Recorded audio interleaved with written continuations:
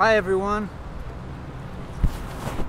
welcome to Walking and Talking number 6, the show where I walk and talk. I don't have any expectations really for this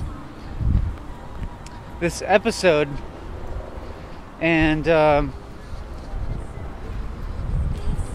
have memories of previous episodes, mainly the last 2 episodes, and I have a kind of idea of each one in my mind as having some different characteristics, and then when I'm preparing to do another episode, I think about those characteristics and what was good or bad about them, maybe I worry a little bit about what the next episode will be like. Will it be good or bad, or will it not match up to the previous episodes, or will it be too similar to the previous episodes? But I'm not worried about any of that. None of that really matters. All that matters really is continuing to walk and talk and film it and record it and upload it.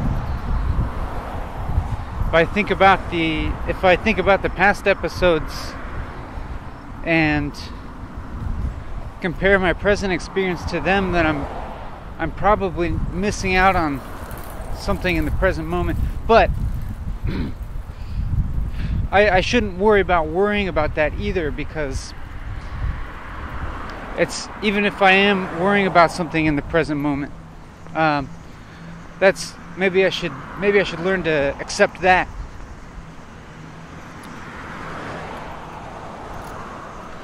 I don't think I'm gonna take any new walking route today. I'll probably just walk the same route that I've walked recently,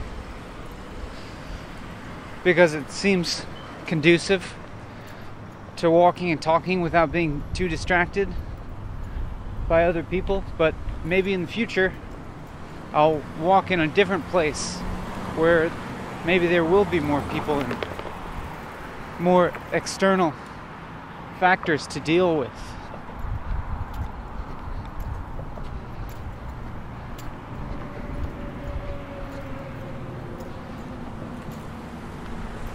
You might have noticed that I just walked across the crosswalk without the walk signal. I willfully disobeyed the rules, but I'm hoping you won't report me to the authorities.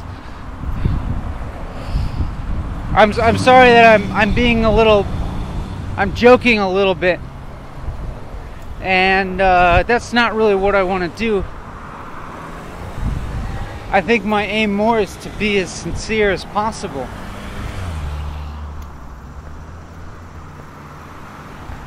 And doesn't mean that humor has to be excluded.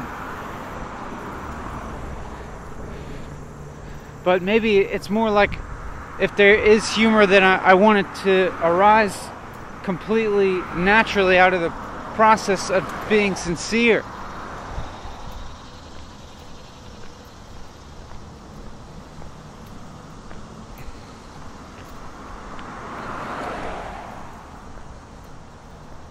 I brought water with me this time,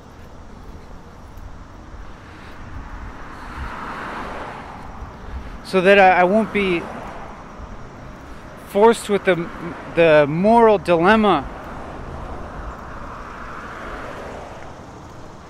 of having to choose between being thirsty and purchasing water.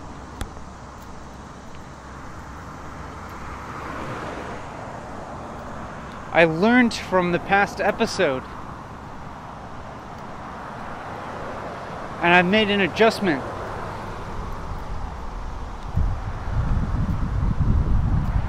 So that I can keep getting better.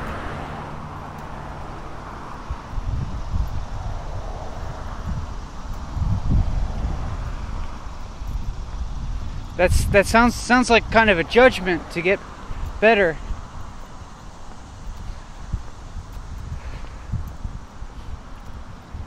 Ooh, I feel a little nervous about what to say.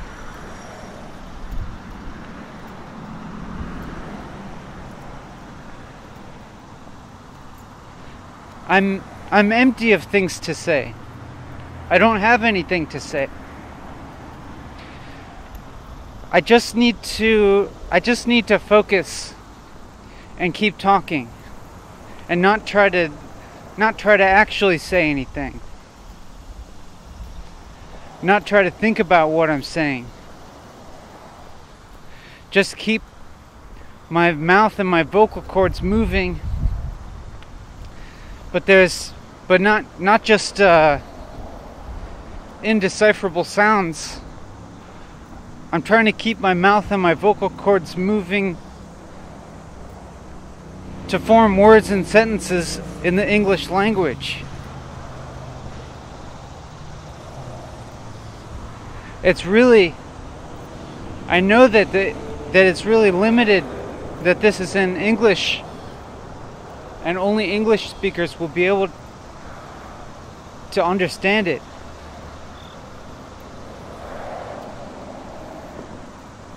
And I don't feel very happy about that. But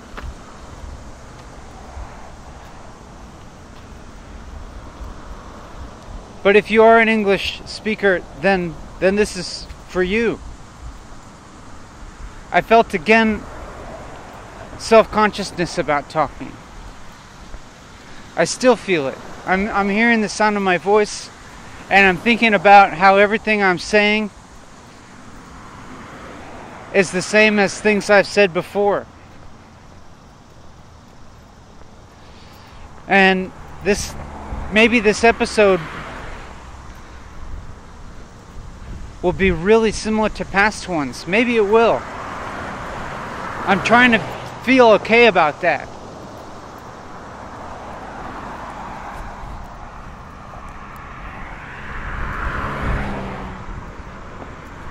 It's not necessary to bring about newness.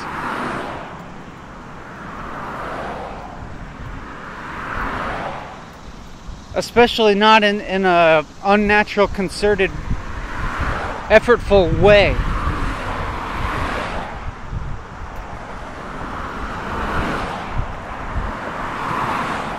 I'm doing the same thing over and over again. I'm walking on the same path and talking about nothing really different.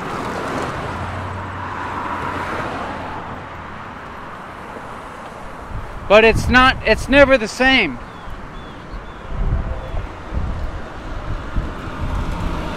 I think even if I could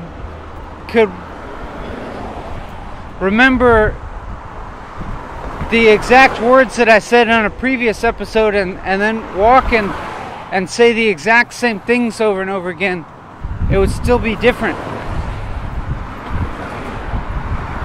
It's never the same experience over and over. You're never having the same experience that you had before, even if you do the same thing.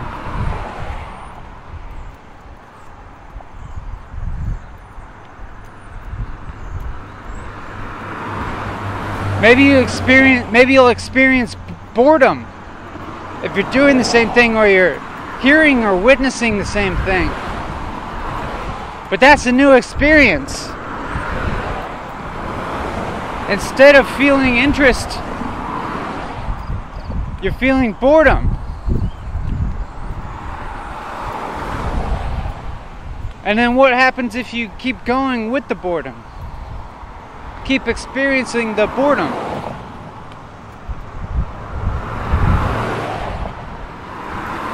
I'm not really trying to be boring either. I'm just trying to continue talking. That's all.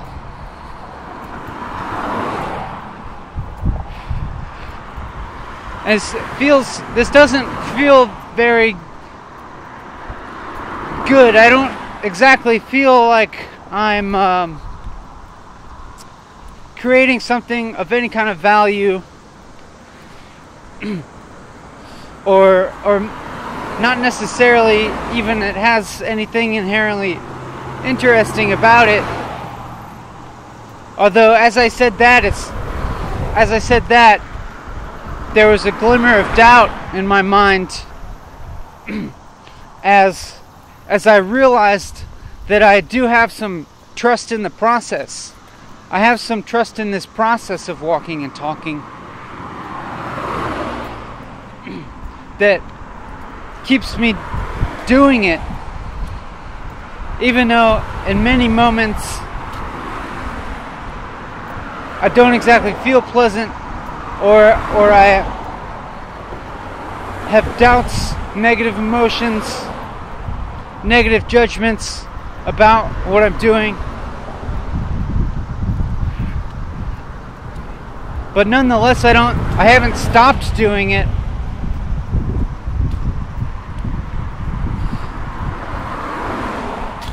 Because my trust in the process has kept me going. There was some other thought back there that I had to say, that I was saving while I completed the current train of thought. Now I remember what it was. I was saying that I don't think that I'm necessarily creating anything of any kind of value, but I'm not really trying to create something that has no value either. And actually, I think what came up for me when I said that I'm not trying to make anything of value was that I felt skeptical of myself saying that, because I associated that kind of sentiment with something that I've heard expressed by other people before in relation to making art, as in art shouldn't have to have any social utility or be entertaining or anything like that.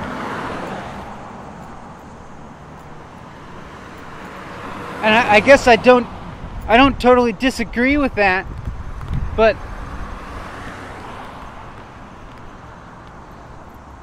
when I heard myself saying that I'm not trying to make anything of any kind of value, I felt skeptical of myself saying that, because I wondered if I was just repeating an idea or a sentiment that I've just absorbed from some other kind of absorbed from some other place or some other person, and I'm just mimicking it.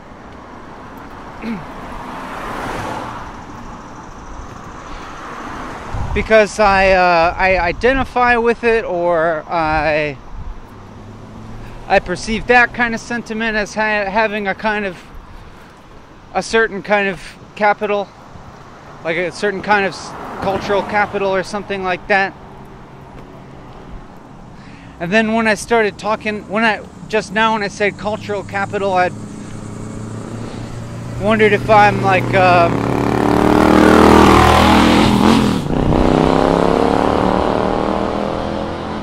what I really mean by that, or if I'm just trying to sound smart, or man, it's really loud. The traffic sounds are really making me yell. Or rather, I'm choosing to yell in order to be audible above the traffic sounds. And I wonder how this is impacting my emotional state. And yours. Well, for now I'm just gonna keep on yelling, even though after having just said what I just said, it feels a little humorous to me now. I don't actually feel agitated right now. I'm just listening to myself almost yell. It's kind of a borderline yell. It could also be said that I'm just talking really loudly. And even at the moment, there's not so many cars right next to me. But before too long, we'll be away from the traffic. And when I was talking about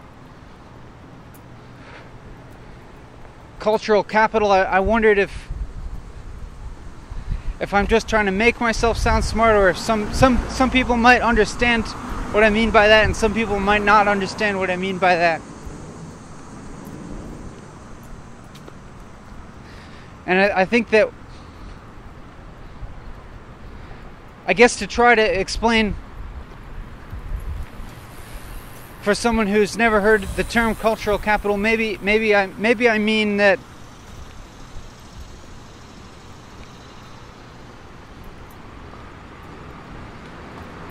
something like adhering to or adopting certain sentiments or ideas or lifestyles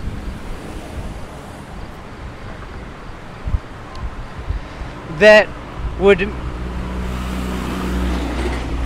make me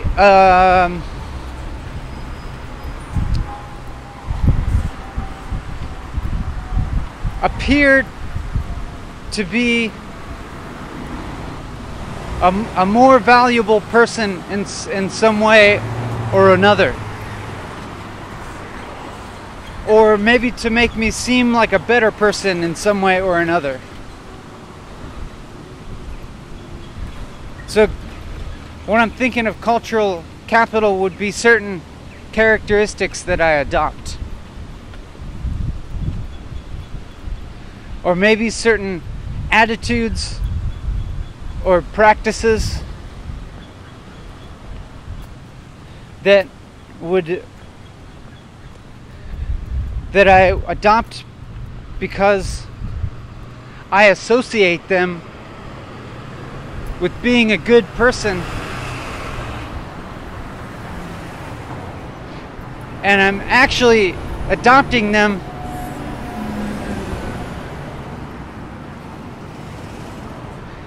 not out of any internal authenticity, but maybe more with an eye to what society values, or what the people around me value.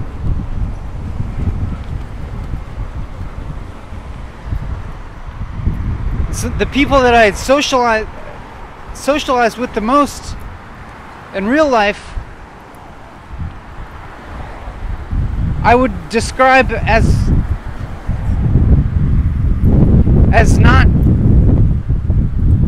not being very mainstream, or I would say that they have values and lifestyles that differ from the majority of the people in my larger surrounding culture. So even when I adopt certain aspects of culture, certain practices, viewpoints, sentiments, etc.,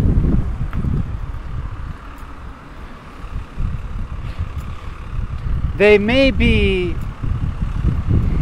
divergent from the mainstream culture around me, but they likely have some kind of cultural capital amongst the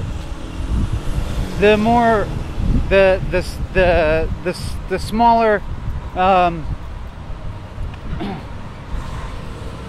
slightly more dissident circle of people that I socialize with.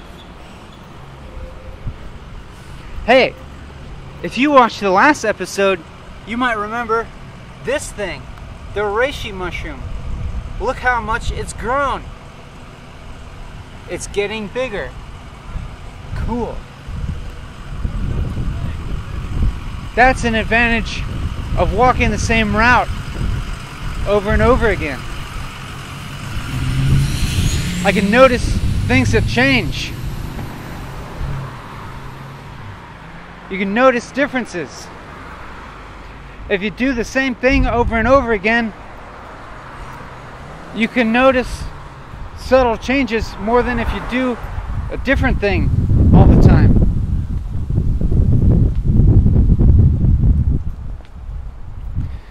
But anytime I find myself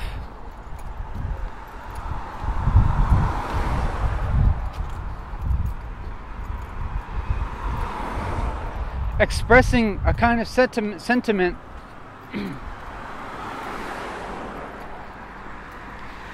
in a way that seems very similar to a way that I've heard it expressed by someone else, I wonder how authentic I am in my expression of that sentiment.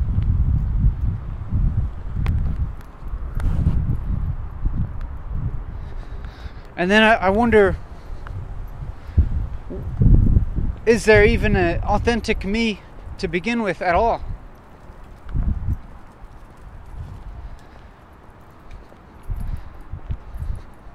And I think I could say no if I consider my entire being to be just a result of cause and effect, and having interacted with the world since I was born.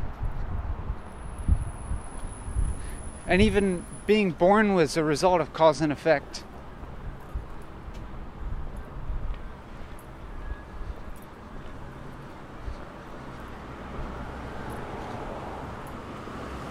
So I don't really believe that what I consider to be myself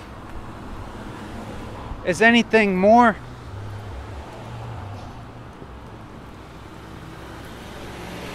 than a result of all the culture and the circumstances that I've interacted with in my life.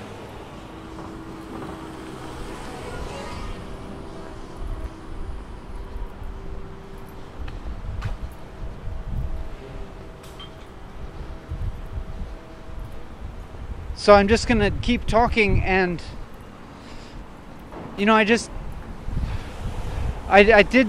this a couple days ago, so I don't think nothing really major has changed in me since the last time I did it, and so I shouldn't have anything really especially new to say. I don't think I have any especially different perspective than I had a couple days ago.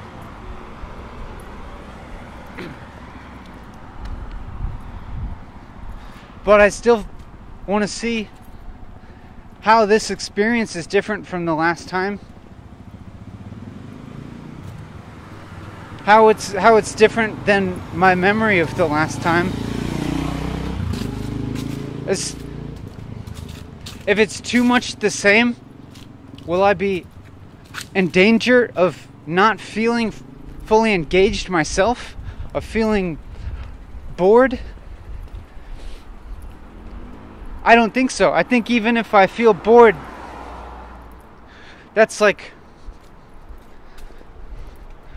feeling bored is just pointing myself towards further engagement. Like, the boredom is part of my engagement. And it's a pressure. A pressure for me to work harder, to engage myself in doing what I'm doing, despite the lack of external stimuli. Because there's less external stimuli because I've already seen them before, because I've walked the same path before.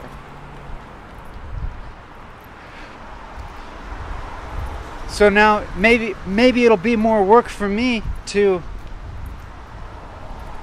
keep myself interested, keep myself from being bored.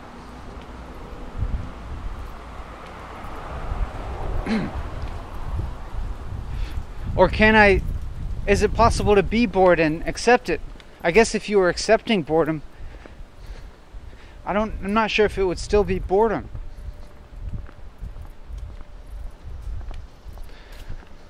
I think that I'm walking on a fairly brisk pace. That is, I noticed the pace of my walking.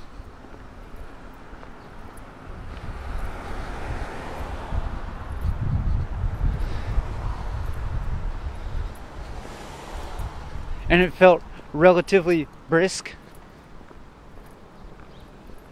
And that might be a sign of me having some physical energy. And if I have physical energy, it's probably pretty likely that I will have some mental energy and the capacity to focus. I think I feel that way. I feel in myself right now the capacity to focus and to keep talking. I don't feel worried about my performance. I feel that it will still require effort. Or actually, a better way to say that is that I desired to put in effort into this, to make it a good experience for me and for you. I noticed just now the way that I'm talking, my inflection. It seems like it's been very repetitive, like it's been kind of a borderline shout and kind of loud and kind of assertive, like talking like this, always ending like this. No, that wasn't quite it. I didn't quite get it that last time. I'm gonna try and see if I can talk in the same way that I've been talking. The kind of talking that sounds like almost a shout and it sounds really assertive. Yeah, now I think I'm starting to get it. I'm being able to intentionally talk with the same inflection that a few seconds ago I noticed myself using repetitively without intention. So now I'm doing it with intention, and it seems kind of funny to me to hear myself intentionally talking in the same inflection, where it's almost like I'm yelling and it sounds really repetitive and almost rhythmic or something, almost musical, but not really. And now I wonder, am I still doing it intentionally? And should I keep going, or should I stop and let myself talk in a more natural inflection? And then I'm wondering what even my natural inflection would sound like. I don't know what it would be. I'm not sure if I'm talking this way intentionally or naturally now. And if I start to talk in a different way, like this, like now I think my voice is like going up and down a little bit, and it seems it's a little bit quieter, I think, and I think a little bit more calm and not quite so assertive the way that I'm talking now. But since I was so aware of changing my inflection, it doesn't feel completely natural to me. It feels like there was some intention behind it. So it feels funny to be talking and to not know what my natural way of talking would sound like, or what it would be, and not know the difference between doing something naturally and doing a kind of performance. By performance, I mean speaking in a certain way on purpose. I looked to the left and saw two people on bicycles, and is the most normal thing I could possibly see here. But I immediately started to feel unfocused from what I was talking about. Like as while in the less than 1 second that I was looking at two people on bicycles, I felt the worry come up. What am I gonna say now? As if just seeing them started to redirect my thoughts outwards, away from what I was saying. And I'm feeling overall right now, I'm feeling generally satisfied with the rate of talking and the subject matter and the amount of focus that I perceive myself as having had in the past few minutes, and feeling my physical energy level as being sufficient to keep on like this for a while. And so I want to make the most of this opportunity to really focus deeply into what I'm saying, and see how close I can get to like the real emptiness of language, or the emptiness of what I'm saying. Like to be really expressing clearly nothing. And I mean that what I'm trying to say is that I want everything that I'm saying to make perfect sense to you and be completely clear, but that I don't want it to actually carry the kind of meaning that's about anything that is actually like stimulating thought, but more so that I want to clearly convey, I guess what I could say, emptiness. But even when I say the word emptiness, it feels like it's that's blocking it. It's blocking it. Because when I say emptiness, that's like conveys a certain idea, and I'm not really trying to convey any ideas.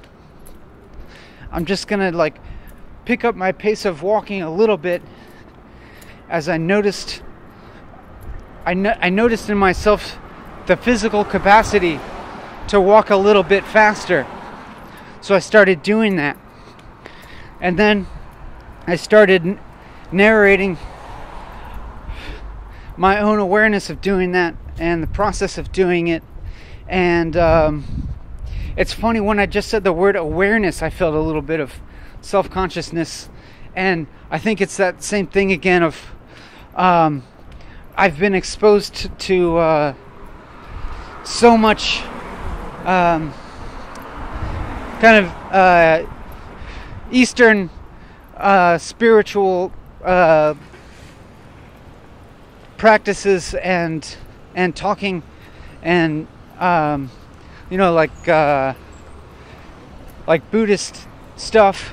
And when I said the word awareness, I heard myself probably sounding similar to what somebody would say if they were some kind of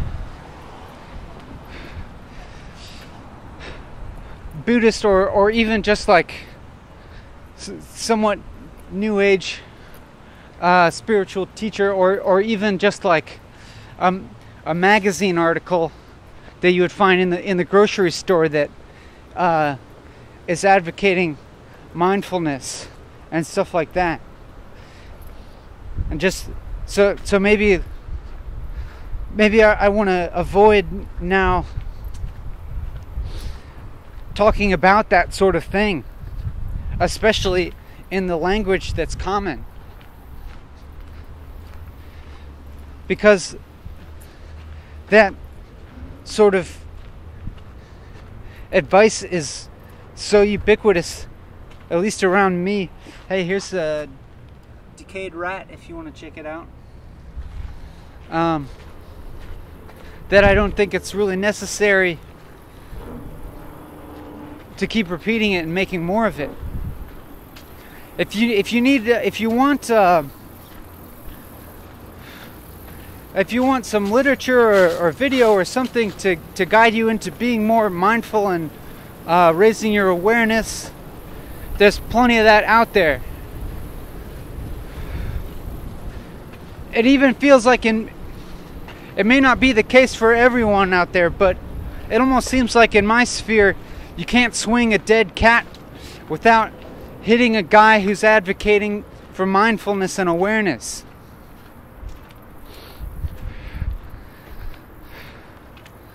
I'm on the canal in the place. I'm approaching the place where we see lots of turtles. There's a sparrow. I'm falling off. I'm just talking about my surroundings, and that's not the point. It's okay. Because right now, I'm not talking about my surroundings. Right now, I'm just talking about myself talking. As soon as I start to beat myself up about not talking optimally, then I just have to remember to let it go and like talk and realize what's going on right now, because you can just immediately let these things go and resume immediately. Now I'm continuing to talk, and I noticed my inflection suddenly dropping back down into the calmer, less assertive inflection, and it's associated with a change also in my own mood. I very, very suddenly changed from being from a kind of high energy, driven, I don't know what I would say, like motivational, moving forward, working hard, more, maybe more effortful. I don't know, just like like high energy, assertion and almost like a motivational speaker or something. And now I feel like I've dropped down, and whoa, that's cool. I don't know if you can see that, but there's like some old decayed mushroom, it looks like, growing out of that tree, and then a bird's nest or something built onto it. Like a bird nest. A bird made a nest on top of an old dead mushroom. So now I'm speaking in a more calm inflection, and I think just changing my own inflection has an effect on my own mental emotional state, and I still feel focused. I still feel energetic. I feel more like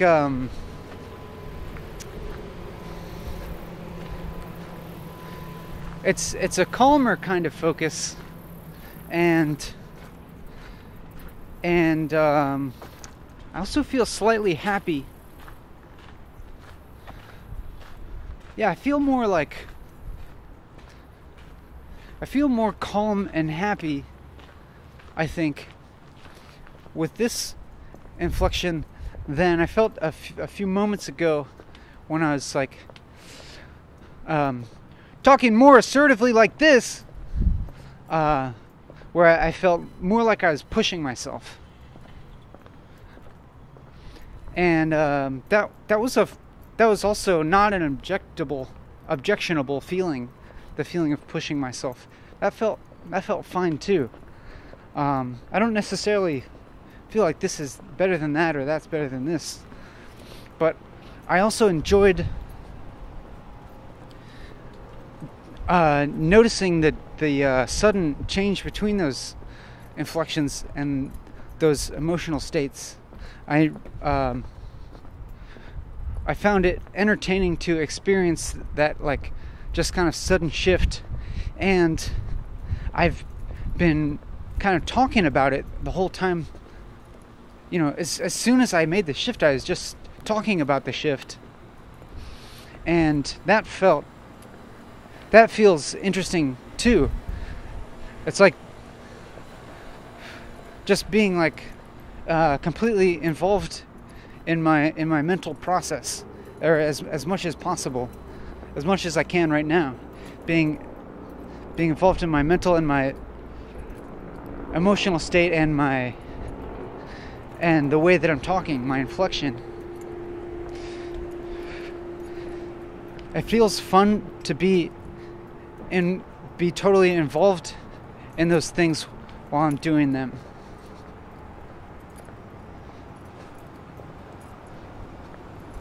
So I can definitely say that I'm feeling engaged with what I'm doing. It's funny, I just realized I haven't really talked much about my relation to you. At least I haven't mentioned it explicitly, even though everything that I'm saying, I'm totally aware of it being in relation to you as well as being in relation to myself.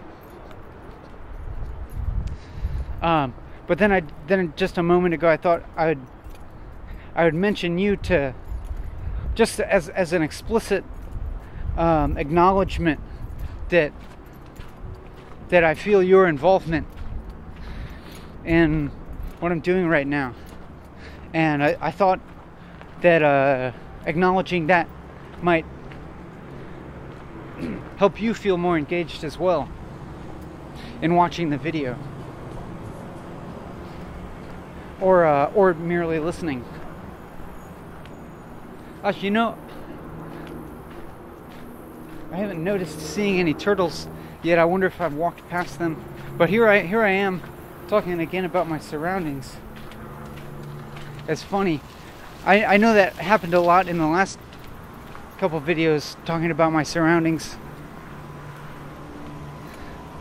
And I wonder how walking on the same path multiple times in a row, how my experience of my surroundings will change from time to time. I feel like now I feel like I'm just discussing things that are farther away from the core of my process of talking than I would like them to be. So what I'm doing now is trying to redirect my attention more directly towards my process of talking and thinking, and trying to be more really just focused on everything that I'm saying, and being revealing of everything that I'm saying, and revealing of everything that I'm thinking. And I'm trying to remain highly involved, as highly involved as I can with talking, and with just with talking itself. There's also the walking part. The rest of my body is moving, but because I'm walking on the straight path and there's not a lot of obstacles, I don't have to worry about cars hitting me, I don't have to make a lot of turns or anything. It's pretty automatic, the walking part. And I think the walking part even facilitates my being able to talk this way. Something about my body doing this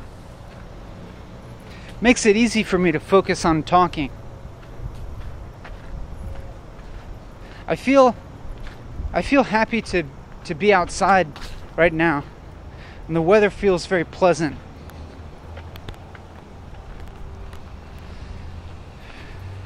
And so this feels like a really ideal circumstance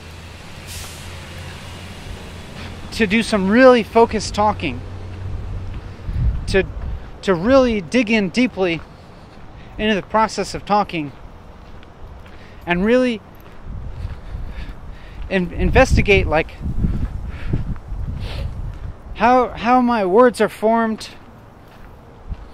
how I'm forming sentences, and to be observing my mind as I'm talking, and try to see, for example, how long before I say something do the thoughts occur in my brain? How much am I premeditating what I'm saying? And is it possible for me to be talking without having premeditated anything? Like I was trying to pay really close attention when I said that last sentence to whether I had the sentence constructed in my mind or whether I was just thinking it as I was saying it. And I didn't notice it being in my mind before I said it. I only noticed the thoughts as I was saying them, but it also seems likely to me that there has to be a part of my mind preforming these sentences, because the sentences don't always, like they need to have correct syntax and stuff, and so it seems like that when I begin a sentence, that there must already be the thought of the rest of the sentence in my mind somewhere. Maybe it's not completely formulated. Maybe it's not totally nailed down. Maybe it's not totally set in stone yet. But it seems like if I'm going to start a sentence, then there has to be within that at least a kernel of an idea of what the end of the sentence is going to be. I'm not even gonna point the camera at the turtles right now, because I'm too interested in what I'm talking about, which I'm not really talking about anything other than talking, and I'm happy about that, even though, well, I say that I'm happy, but when I said happy, I noticed that my brow is furrowed, which is like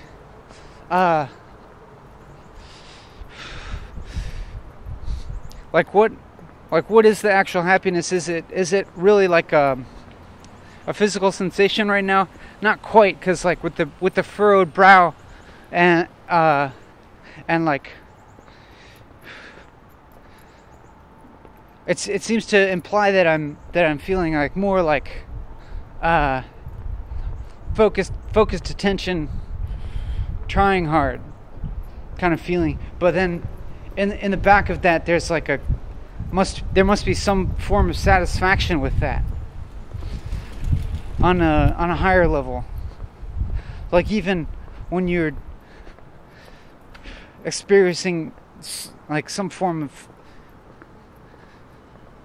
work or discomfort or something, but you may like at some higher level be appreciating that you're doing it, or have the knowledge that it's accomplishing something, or that it's that feeling is not going to last forever,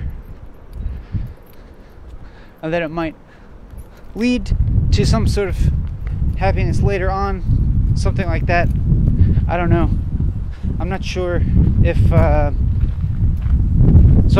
what I was feeling was happiness or consternation, or if there's even a necessary distinction to be made there. I think probably not. It's probably not that important for me to try and discern my emotions, and I wonder even if labeling my emotions with words is even reductive of the actual reality of my emotions.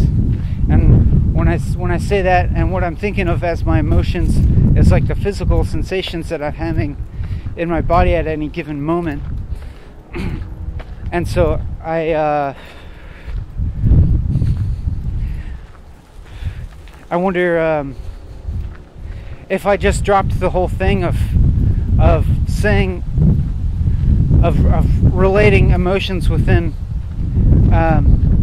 emotional words like happy, sad, angry, consternated, etc. If I could have actually a more direct understanding of my current state. And I'm going to try that. I'm going to try starting now to have a different kind of expression of the way that I'm feeling. Here's the big turtle.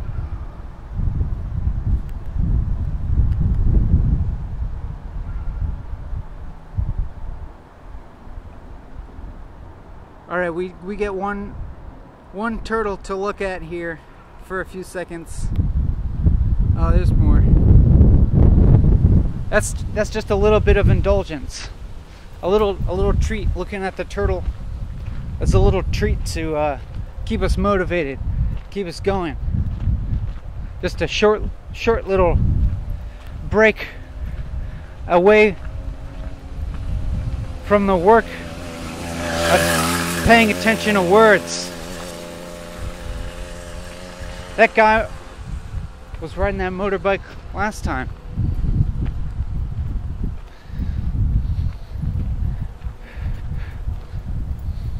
So I'm trying to understand my present physical state and mental and emotional state, all being really completely related to each other, if not really the same,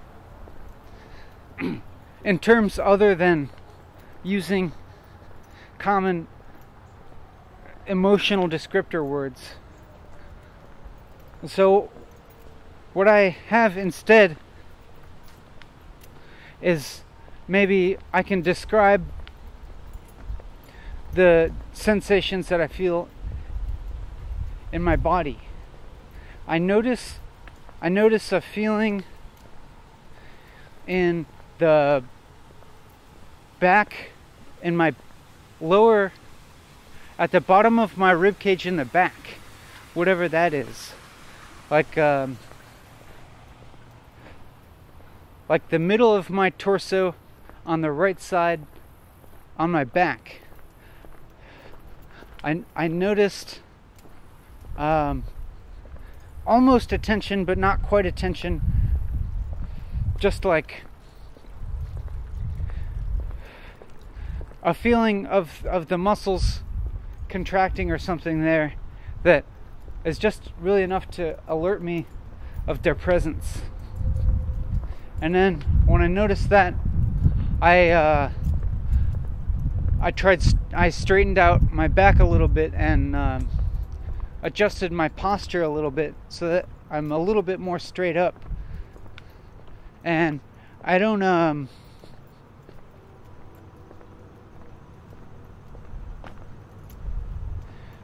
why exactly I did that. There's a little turtle over there. I'm not going to zoom in. I remember having been told to keep my posture straight.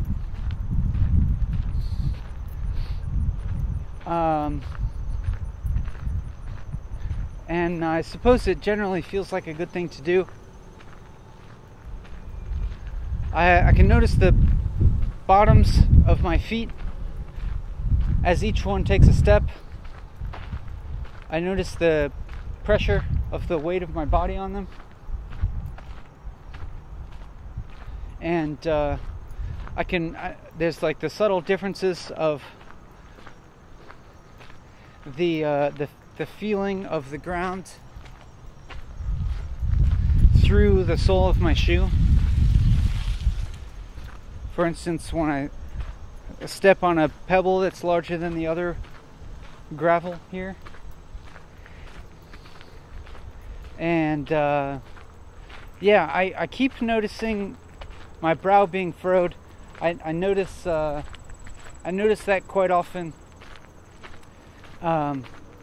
Yeah, the contraction of the muscles in my forehead.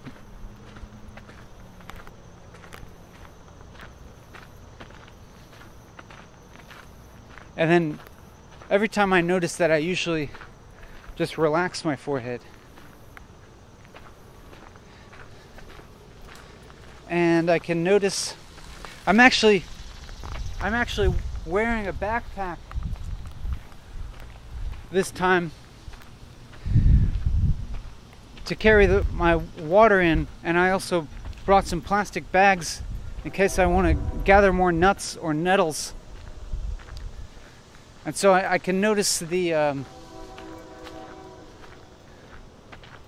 my back feeling kind of warm underneath my backpack, and maybe a little sweaty, and maybe a little bit itchy, but it's not unpleasant. All these things are really, I guess I would describe them as pretty surface level, apparent kind of sensations that don't have that much to do with my emotional state. And it could be that my emotional state is pretty neutral right now, because it's not, there's no sensations that are really jumping out and grabbing my attention. I don't feel particularly any kind of internal state that's trying to alert me of something being amiss, or of something being especially satisfying. So yeah, I wonder, and I take that neutrality to be an opportunity, especially in the context of making this video, an opportunity to observe things without them being filtered through emotions. That is, I can continue this process of talking and just be able to pay attention to what's happening with it, without it being affected, as far as I can tell, by any especially positive or negative emotions. I remember early in the video I was describing, hey, there's some of those cool bright red bugs again. Remember that swarm from the last video? Here it is. Here's the same swarm. It's a little bit different now. Looks a little more spread out. And here's another swarm. And then here's a smaller, there's only like 5 or 6 of them on this post. And then there's only like 1 on this post. And then there's 3 on this post. And then there's none on this post. And none on this post. None on this post. None on that post. And none on that post.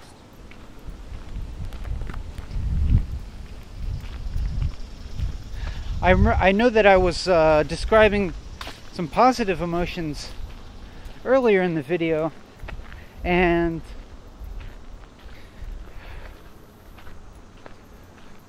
so I'm trying to figure out exactly what I feel now, and I'm trying to avoid using, the common emotional descriptor words, and perhaps even try to avoid talking about them as positive or negative.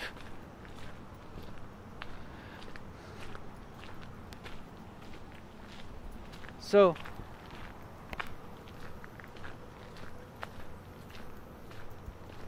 it's funny, I would actually describe this experience as being pretty neutral.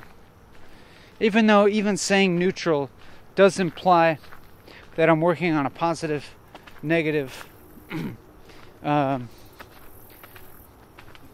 axis.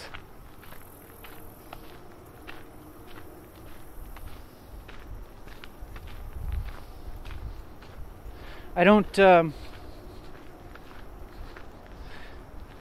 feel any sense of pleasure, really, or gratification. And when I noticed myself formulating that sentence in my head, when I was gonna talk about how I'm not feeling any particular gratification or pleasure, I felt a tinge of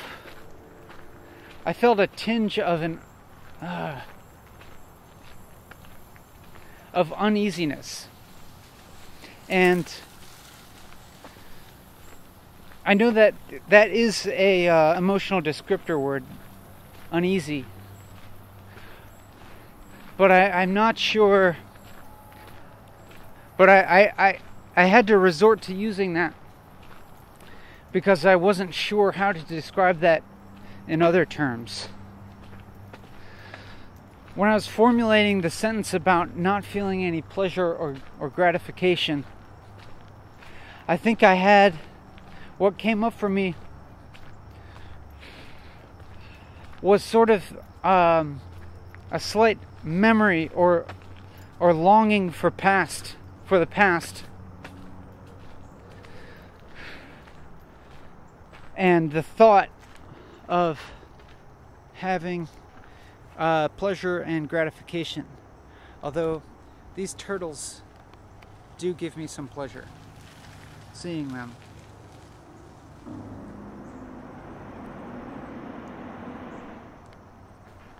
I felt actually a I'm not sure if the word is a tinge or a twinge of sadness.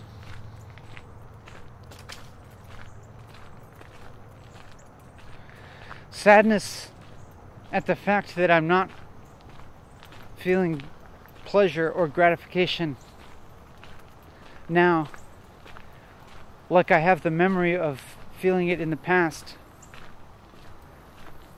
Nor do I have any expectation of feeling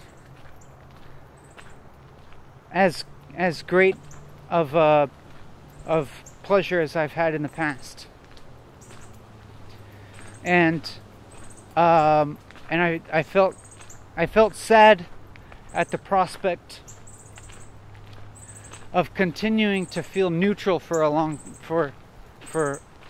time, or the idea of feeling neutral for the rest of my life without pleasure or happiness. And I guess I mean happiness more in the actual ecstatic sense, and not happiness in terms of it's actually just neutral, not actually happy. It's just like neutralness sense of the word happiness. But And I think this means that I still desire to feel happier than I feel.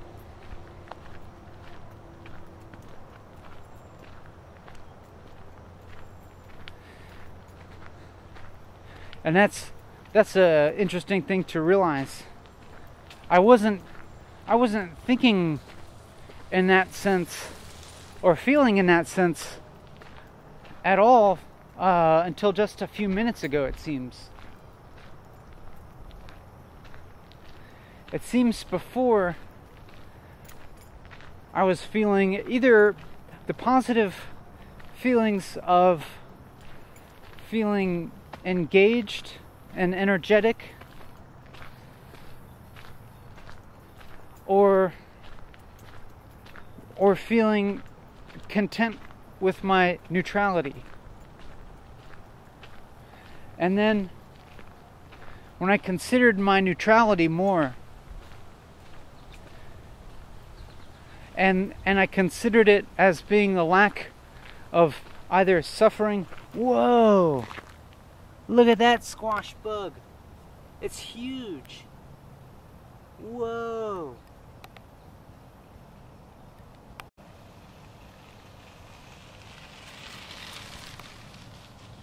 That's like looks like a, whoa.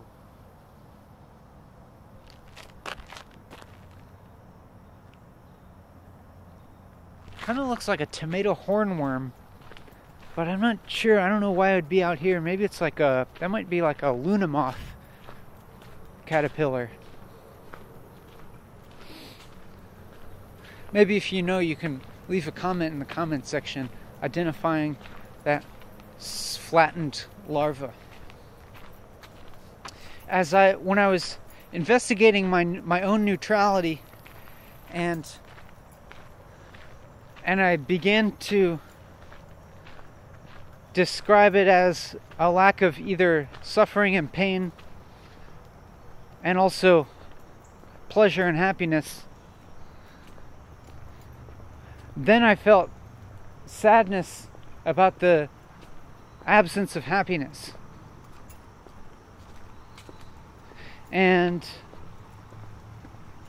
But you know,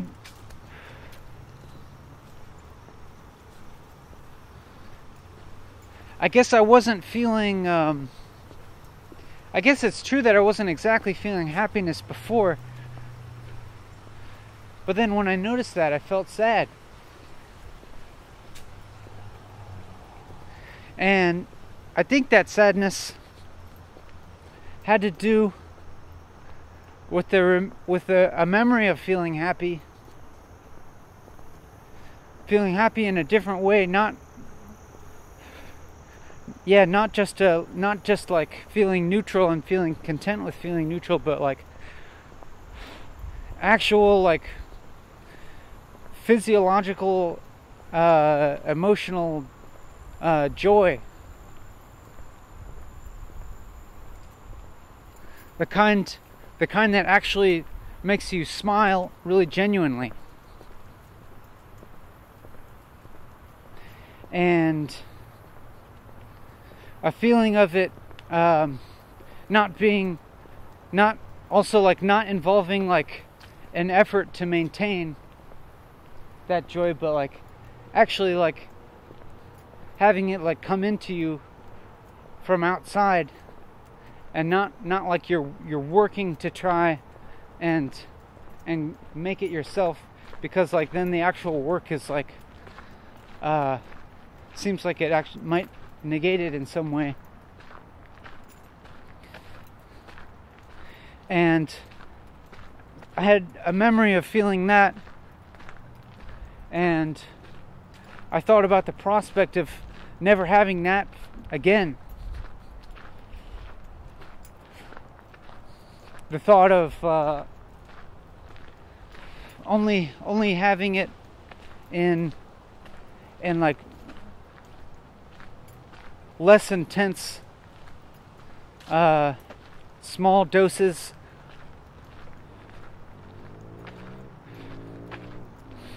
But then now when I think about it, even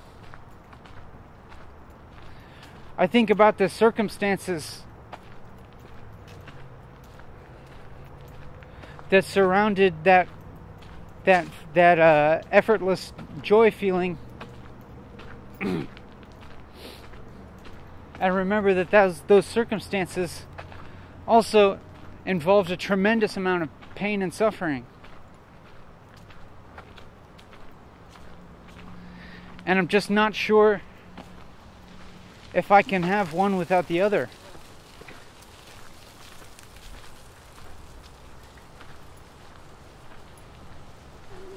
And it kind of seems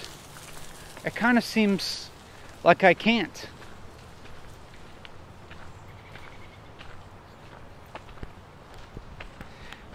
It seems like if I ever feel any kind of ecstasy, then at some point or another I'm going to have to feel the opposite of it. The intense pain and suffering. And it also seems like if I regulate my emotions in a way where I'm closer to neutral, that is, my highs aren't as high, then also my lows aren't as low.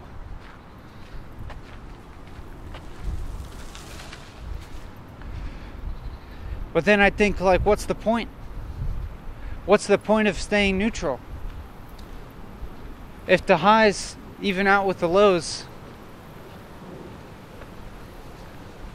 it just doesn't matter. If it all evens out, it seems like it doesn't matter to try to feel happy, or doesn't matter to try to feel neutral, or it doesn't matter to try and feel bad in hopes that intentionally causing yourself to feel bad will cause a later upswing of feeling good.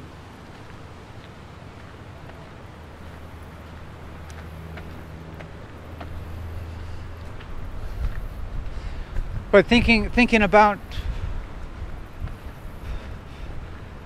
if I think about that as like an actual framework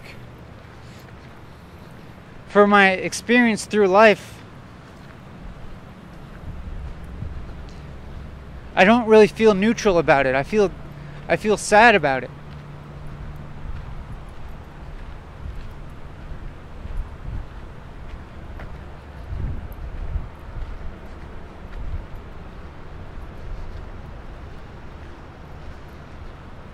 So right now, thinking about that, I think I feel a little sad, but as I'm saying that, I'm kind of seeing through this, what I'm calling sadness.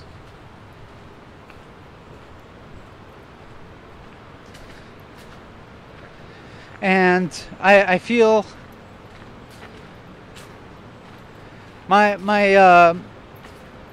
there's the area that's like around my heart, on my chest, like at the around the bottom of my breastplate, I think it's what it's called.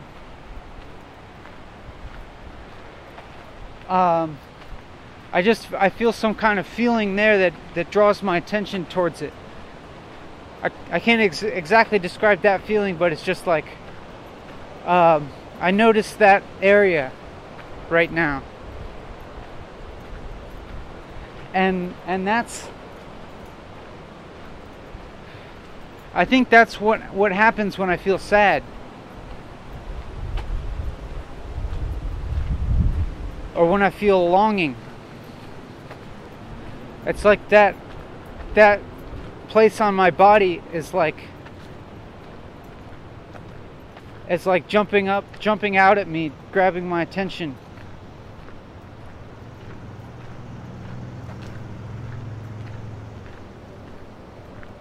I don't even know, like, but I don't know what to do about it. I don't know how to it's like it's a feeling that seems like it's calling for resolution of some sort. You know? To me it feels like a disequilibrium.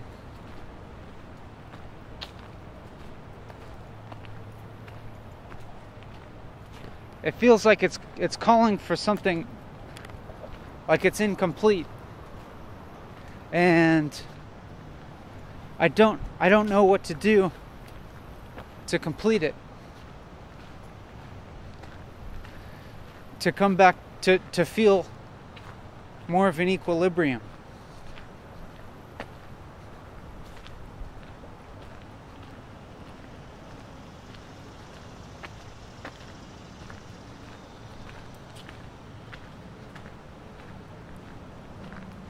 But like I said, that I have faith in the process of walking and talking. I think there's some part of me that has faith in the process of continuing to live.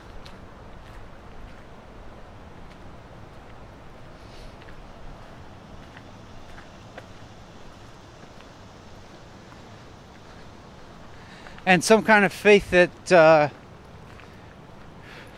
that this disequilibrium feeling of this area around my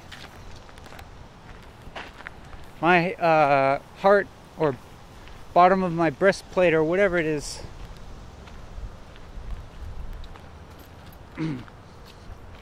that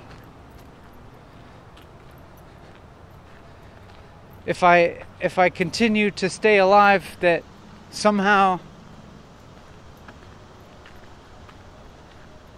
it'll feel better, or somehow maybe at some point the lack that I feel will come back, and I'll feel a fullness and feel the opposite of the lack, and feel joy and feel the kind of effortless joy that doesn't feel like I'm working hard to try and maintain it, but it feels like it's coming into me from outside.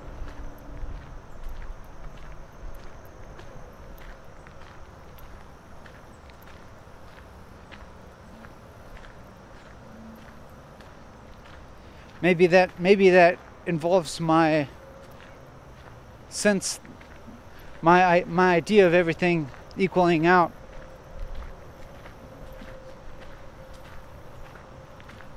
So when I do feel something that feels negative,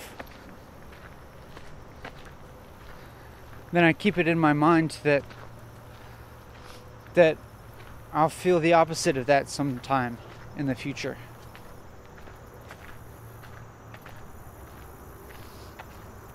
And it's almost as if I'm like saving up or storing up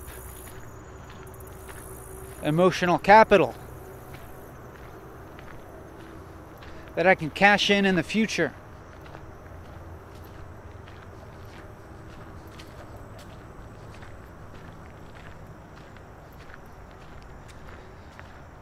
I'm getting rich in emotional capital.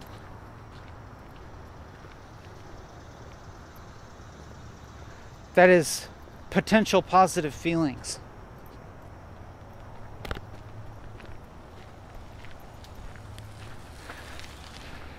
Even though I don't exactly feel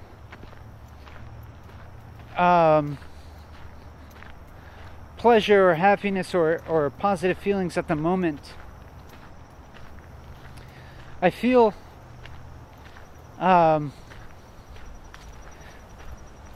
satisfied with the quality of this video and what's been happening in it.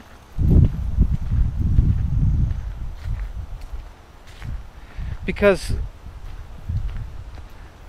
I think that the things I've been describing about my current experience are interesting, and I don't think I've thought about them in exactly the same way before. It seems a little bit like a novel perspective.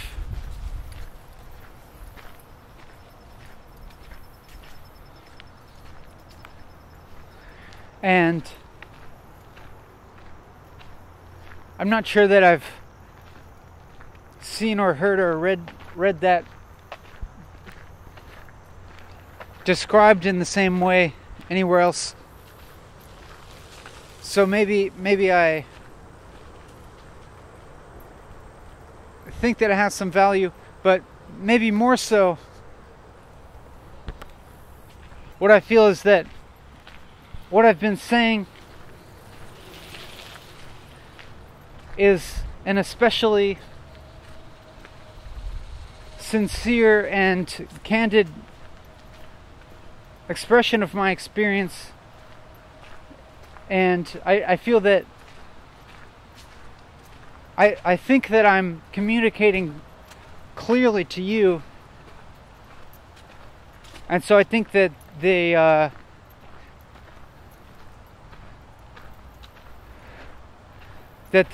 this process of what I'm doing today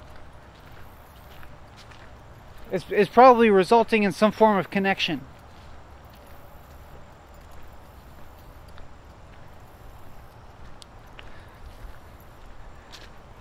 Another way to put it,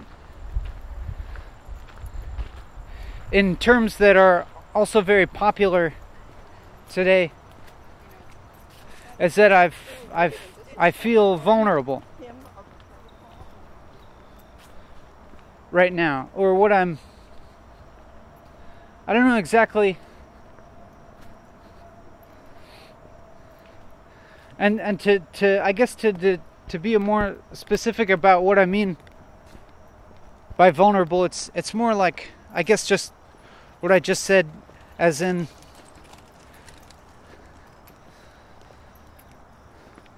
that I feel that I'm describing my emotional experience as honestly as I can. And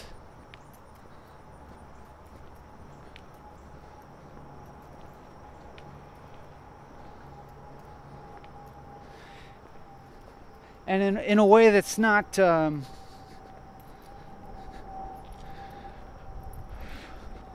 not referencing much like outside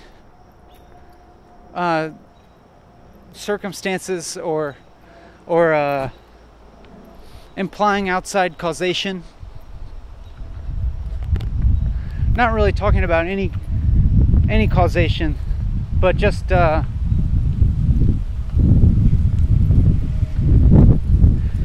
describing how I feel right now.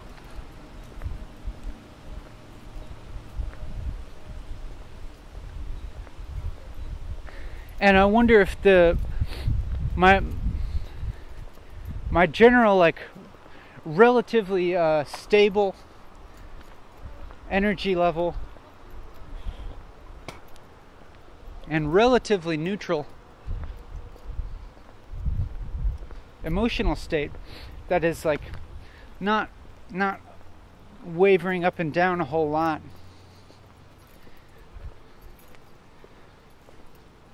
has been conducive to my ability to express my emotions pretty clearly.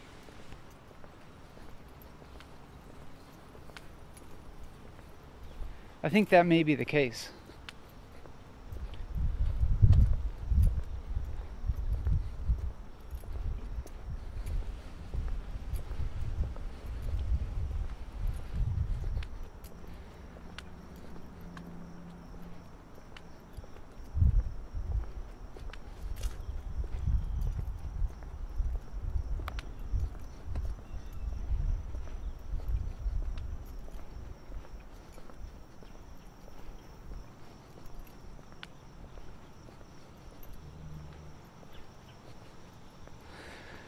That was a long pause, and in which I was thinking a lot about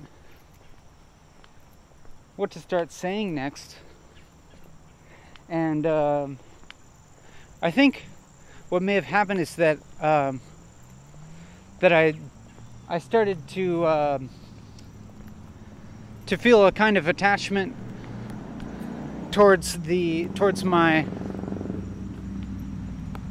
way of expressing myself,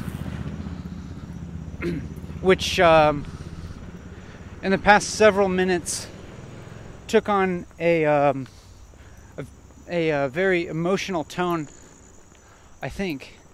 Yeah, I mean, looking at it now in retrospect, it seems like I could describe it as an emotional tone. And then I paused, and maybe I was struggling with what to say next, because I had developed a certain attachment to that emotional tone, and judged it as a good thing, and so wanted to continue in that. Hey, are these... What? These aren't elderberries, are they? This is some other plant. What is this plant? It's got a spiky stem. It's got a spiky stem in this thing. I wonder if this is that devil's walking stick plant that's related to ginseng. Is there some plant person who can tell me? It's got these dark purple berries that look a lot like elderberries, but they're not exactly in the same kind of umbel as elderberries. And it's got these compound palmate leaves, and not palmate, pinnate, compound pinnate leaves, and then there's these little, at some of the nodes on the leaf, there's like some little spikes, and then there's spikes up and down the stalk of the plant. I think it might be that devil's walking stick thing, but I'm not sure. I had judged my feeling. I had judged my emotional sort of expression as being a good thing, and judged it as being vulnerable, and judged that as a good thing. And then I just was struggling in how to continue. But then when I finally did come back in after that long pause, I felt like I had actually just returned to a more actual more neutral state, a less emotional state than I was talking about before, which I think I'm still in now. Yeah. Now I feel pretty calm and neutral, and I don't feel quite the same sensation in my heart area as I did a few minutes ago, and I don't feel any kind of need to describe my present experience as one of lack or longing. But I can notice my voice, and I think I was also noticing previously when I was speaking a little bit more emotionally, that is, in the moment that I described as feeling vulnerable, I think there's also noticed like just a slight like tightness or something in my throat, in my vocal cords that seems to maybe almost affect my voice, and it almost seems like a very my slight version of the physical thing that happens in your throat when you cry. Like you get choked up. It was like a very the preliminary, like just a hint of the feeling of getting choked up. Didn't actually get choked up, but I wonder if it affected my voice in any noticeable way. I'm not totally sure. Probably had some kind of effect. But now I'm just noticed my brow being furrowed more on the account of the sun being bright. You know, squinting a little bit. Not so much having anything to do with my internal emotions. And I'm walking at not a very brisk pace, kind of slower pace than before. And talking, I also notice I've been talking at a relatively slower pace, especially than kind of earlier on in the video when I was talking in that very assertive, loud voice. And it was probably faster too. But I also do think that I'm starting to think of this episode as potentially a very good episode.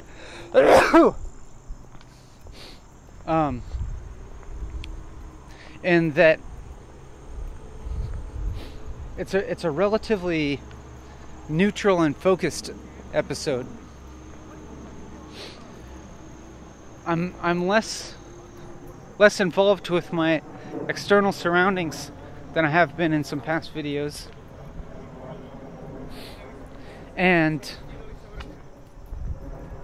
I think that some emotions have occurred and affected my talking, but it's like it feels like they came about in a sort of controlled manner, and that I was fully involved in experiencing and expressing them, and also that they came out as mainly a result of me being focused and constant in my process of talking and observing myself. So to word that otherwise, I'm thinking that being focused on my process of talking and observing my process of talking kind of led naturally to a kind of vulnerable and honest expression of an emotional state that arose and went away. And I think that I was successful in articulating, in expressing that whole rising and passing of that emotional state, and also I feel successful in letting it pass without becoming attached to that emotional state,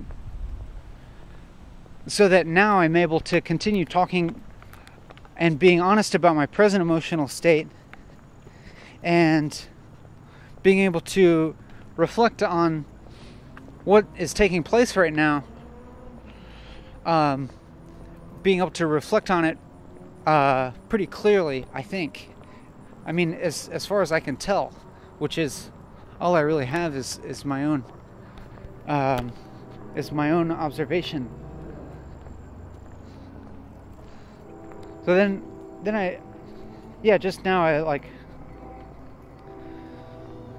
I noticed my mind wandering or getting like a slight stutter or something, but then I was pretty fast in just bringing it back to talking again.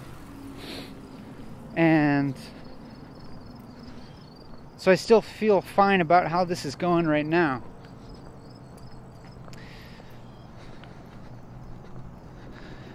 Every time there's a short pause like that and I'm wondering what to say, then it feels like, then that's when the actual like concern comes in. It's like I'm actually not walking. The sun's gone away and it feels cooler, and there's this breeze and there's a cloud covering the sun, and it almost has a feeling like it could start raining. But when I look at the clouds, you know, there's a somewhat dark cloud, but it's not that big, so I don't suspect it's gonna rain, or if it did, I don't think it would be anything significant that would necessarily put it into this walking and talking episode. Even if it did rain really hard, I don't think it would put it into this walking and talking video, because I would continue walking and talking in the rain.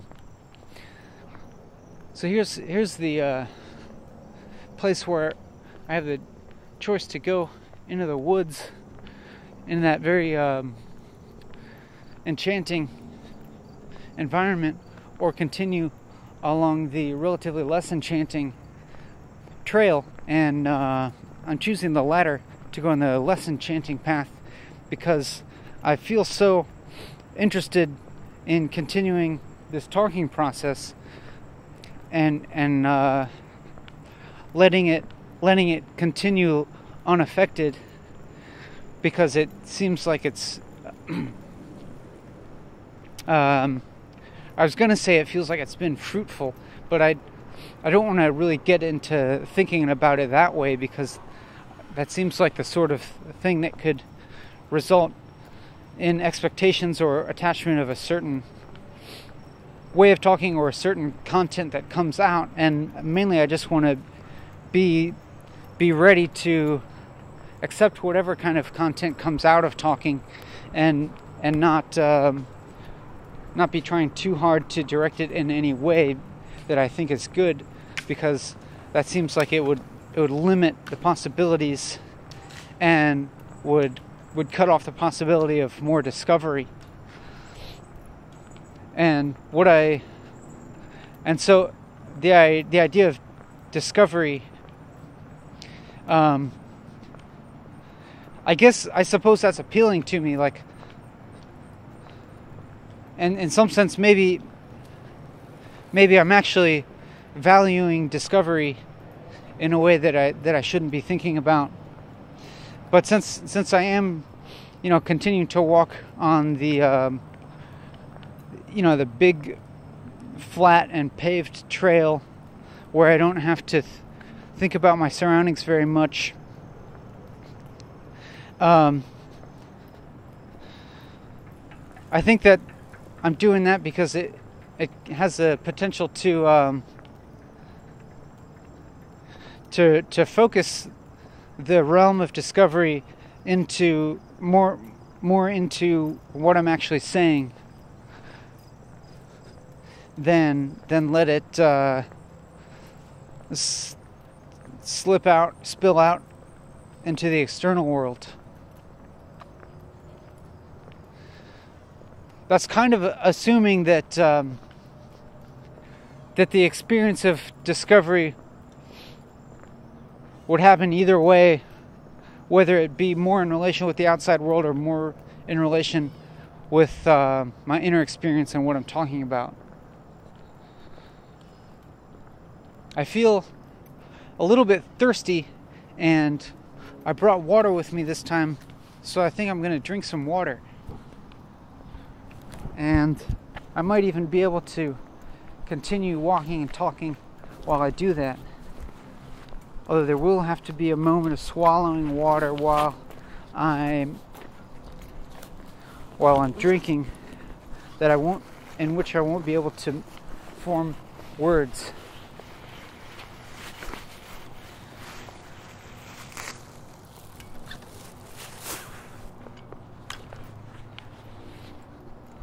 So here's my water.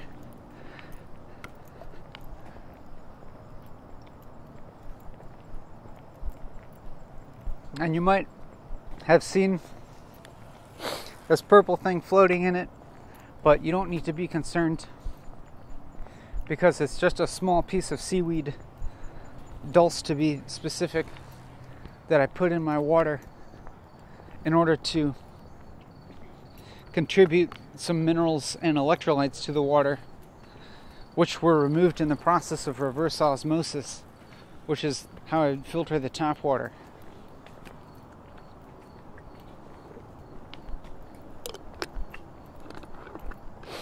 There's also some lemon juice in the water, and drinking it feels really refreshing.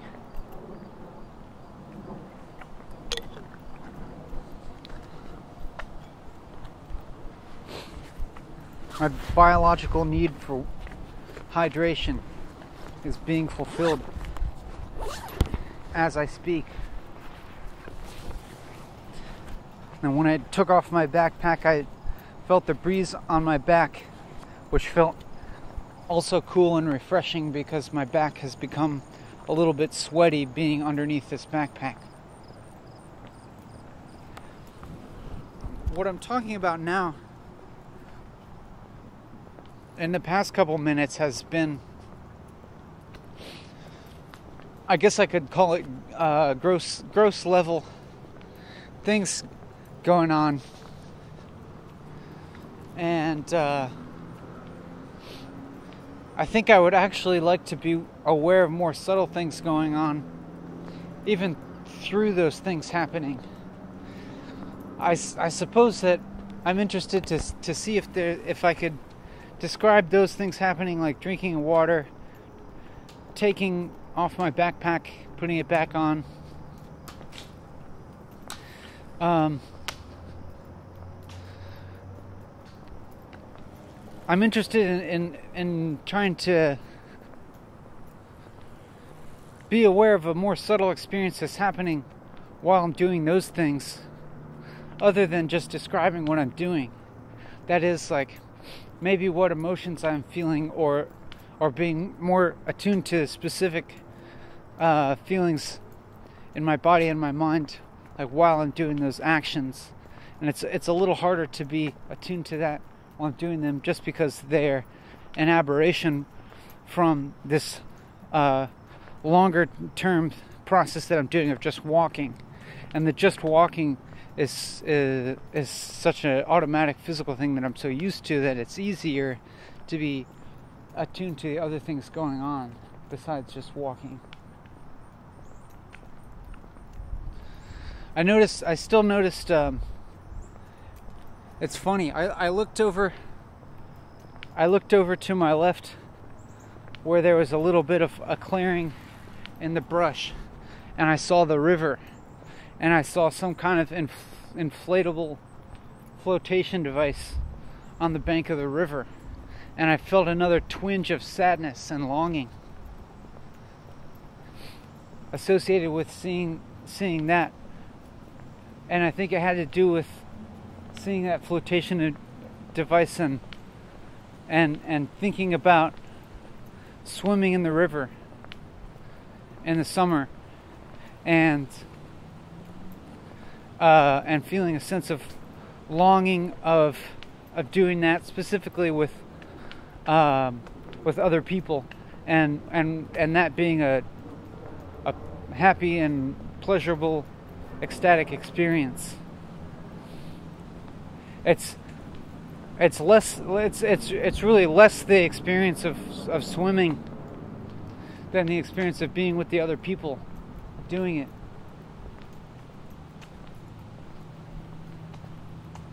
That brings about the joy. And so seeing that, I think, triggered a twinge of longing and sadness.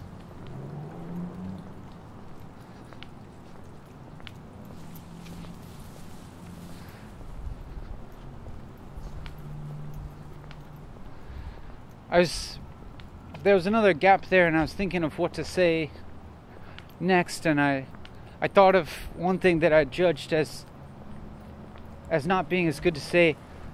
I was walking past some either bamboo or phragmites, probably just phragmites, this tall grass thing that's kind of looks a little bit like bamboo, and instead of walking, oh, this is where we saw a frog last time, and then I didn't see the frog, but I saw a little splash,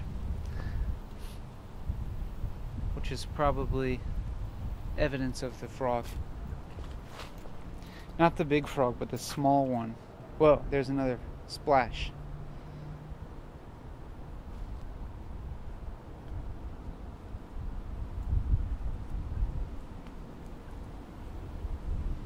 There's a frog.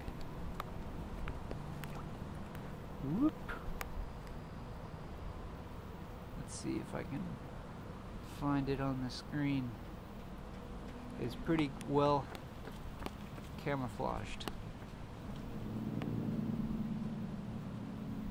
Oh yeah, there he is.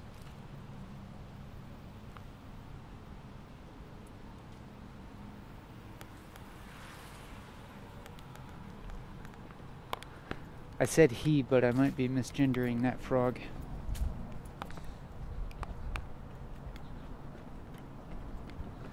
To use a common term that would gain me some cultural capital in my subculture.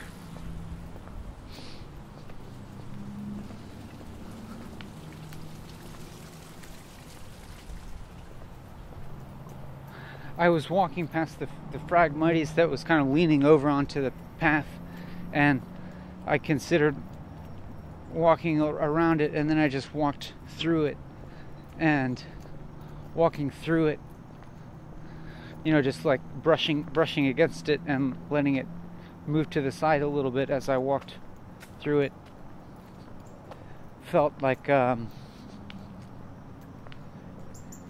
it felt like the more nihilistic choice, as opposed to just walking to the left a little bit. As in I don't care if this phragmites brushes against my body. And it felt like, because, ooh, here's a bunch of jewelweed flowers with the pods, with these big ass seed pods, and the seed pods are spring loaded. Let's see if we can get this one to explode. Bam! There's the seeds and the little springs. There's little springs inside it. Or maybe that's the outside of the pod. The outside of the pod just like curls up into a spiral because it's spring loaded. Let's do it again. I'll just squeeze it a little bit. Bam! Oh, this one's not ready. Let's find a. Oh, here's a big honker, a big juicy one. It feels really. It's a somewhat satisfying feeling in my fingers to squeeze these things. Bam! It curls up in your fingers, and it feels like it's wriggling like a salamander or something. Ooh, it's so fun to do.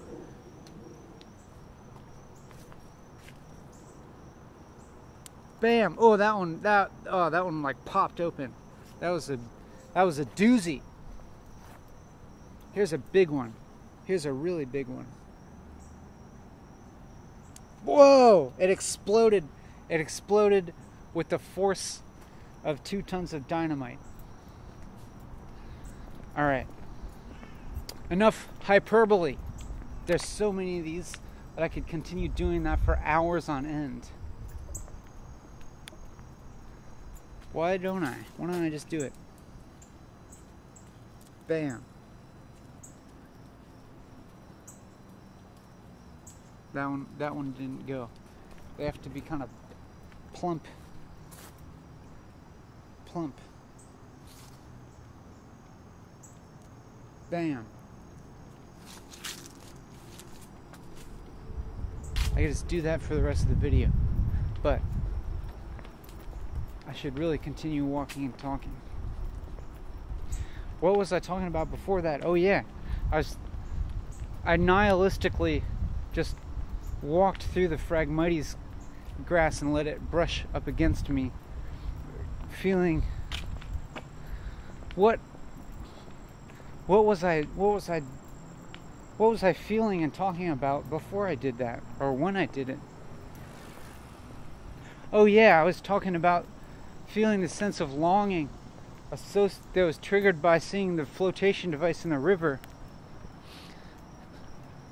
associated with feeling a lack of companionship and fun with other people. And I think that's what I was feeling as I nihilistically walked through the Phragmites grass.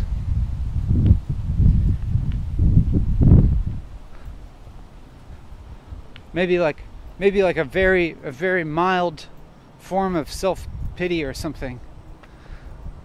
A very mild form of despondency or apathy.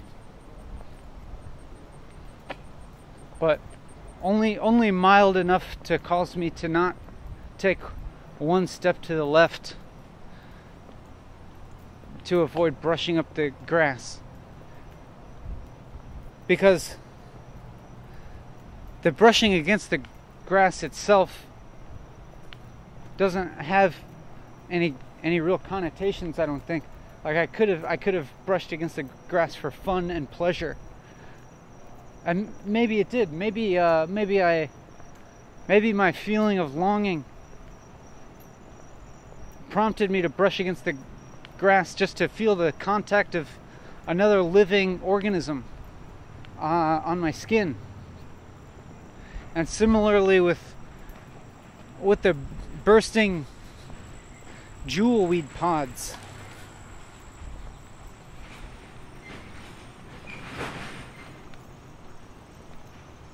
It feels like an animal wriggling.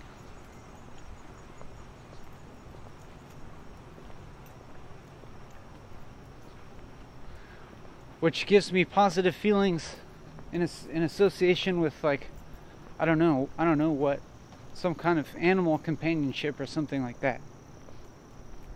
But instead it's plant companionship.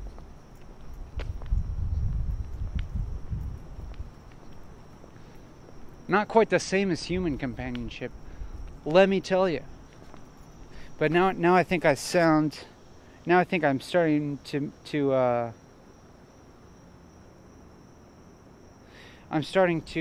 get too involved in my my circumstances as a person, and to perhaps I feel that there's a danger of blaming my emotions on my circumstances.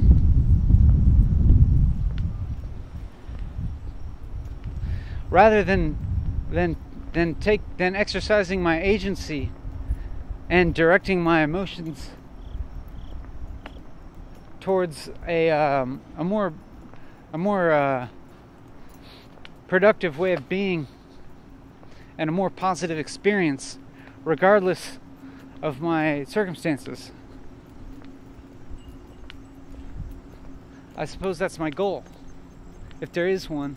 I suppose it's a goal. To put it more broadly, the real broad goal is just to not feel suffering myself. And so my different strategies of going about that may sometimes include allowing myself to feel suffering, or to really look right at that feeling of suffering and pick it apart and see what kind of sensations it's made out of, and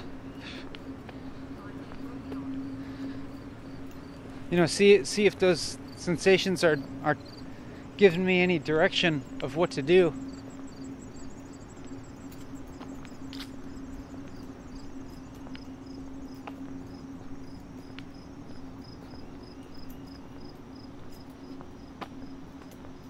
And not try to really distract myself from those sensations by burying them in more intense sensations, more intense, like sensual sensations, like eating ice cream or something like that.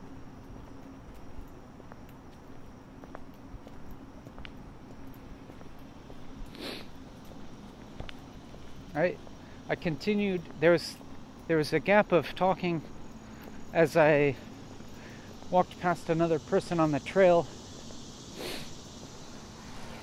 and even though I didn't make any eye contact with that person, from what I did see of their facial expression, they seemed to be having a mild smile, and I had a kind of automatic social response to that, of thinking to myself, oh, it's such a nice day out today, which sounds a little bit facile, or just total small talk. Doesn't really mean anything. I thought it to myself. I didn't even think about saying it to her. But I think what happened is that on an automatic level, I realized that her slight smile is a signal, that a social signal that I would be welcome to smile back, or even exchange a pleasantry. Probably not more than one, probably not multiple pleasantries, but such as hello or hi or beautiful day out today, something like that. But I avoided doing that, not for any particular reason. I guess the main reason would be that I'm trying to stay focused on this interaction with you.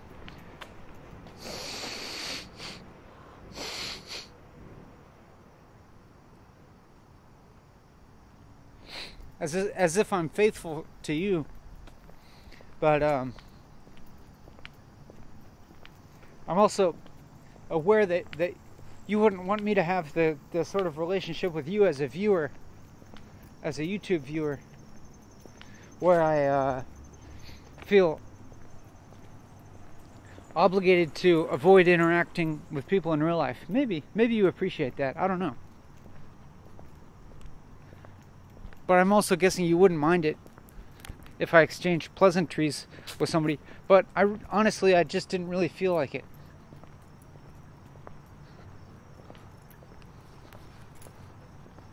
I think I might have felt dissatisfied with the amount of honesty involved with saying something like beautiful day out today. I think what I'm saying to you is more honest. I more want 4 hours of talking.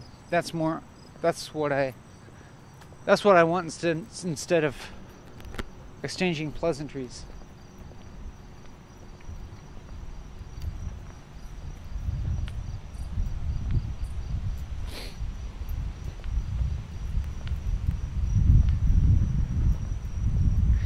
I looked at the screen of the video camera and I saw that the battery level was still going strong.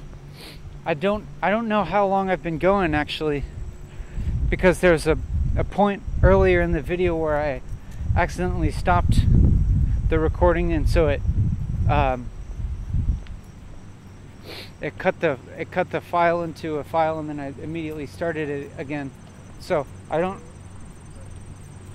have the thing telling me how much time I've been recording in total today, so I don't really know. Well, I'm telling you this because when I looked at the screen, I think I was thinking about how long do I still have to go, and I think maybe that thought maybe associating with looking forward towards walking back, and looking forward towards being done and getting home, that sort of thing. And that's a departure from how I've been feeling all along here today. I haven't thought at all about finishing. I think maybe the feeling that spurred that thought was feeling my sinuses being a little bit congested and my nose running a little bit, like I'm having a little bit of allergic reaction to some pollen or something like that. And so that's an unpleasant feeling, this pleasant of my sinuses feeling congested. And so I think that unpleasant feeling caused me to kind of automatically start thinking about when I'll be finished, when I'll be done, because then I could go home and I could somehow avoid this unpleasant feeling by I don't know, I could read a book or something, or look at the internet, or eat some food, and then I would go. That would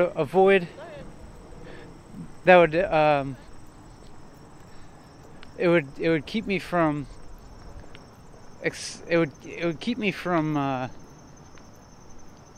noticing the unpleasant feeling full on. I would just distract myself with reading or looking at the internet or eating something, and I would relax or something. And also I could just blow my nose a lot without feeling any kind of self-consciousness, because I'd be in private. I was in the past, in this most recent passage of talking about the prospect of going home to divert my attention away from my congested sinuses.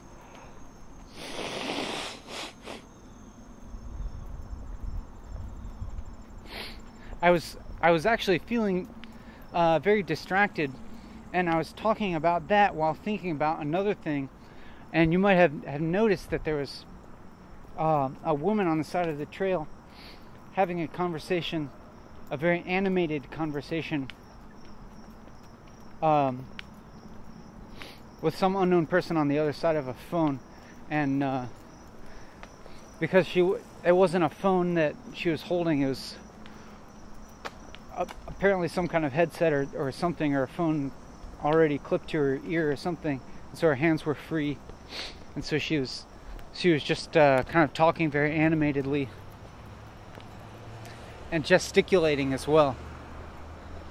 And at first appearance, it seems like she was talking to herself or something, just because she wasn't holding a phone. But that's becoming more and more common. So I assumed pretty soon that that's what was happening. But nonetheless, I couldn't help but be fascinated by hearing her half of the conversation. And then there were a few pauses in her conversation where she said, "Go ahead," to let the other person speak for a moment. And then when there was those pauses, I wondered if she was looking at me and seeing me filming her, and I wondered for a second if she was going to be angry at me or she was going to realize that I was filming her.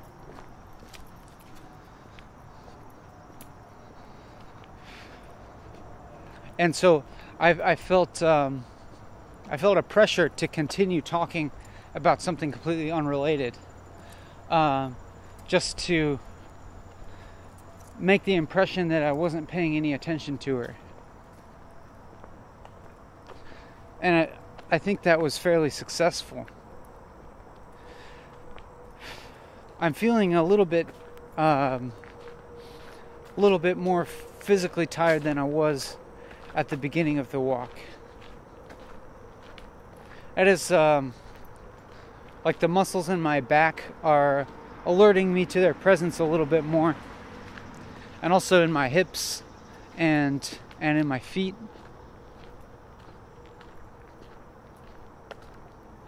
And maybe my right hamstring.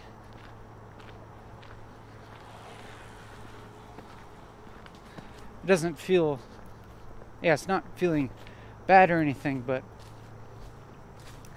I suppose it's a sign of getting slightly more physically tired.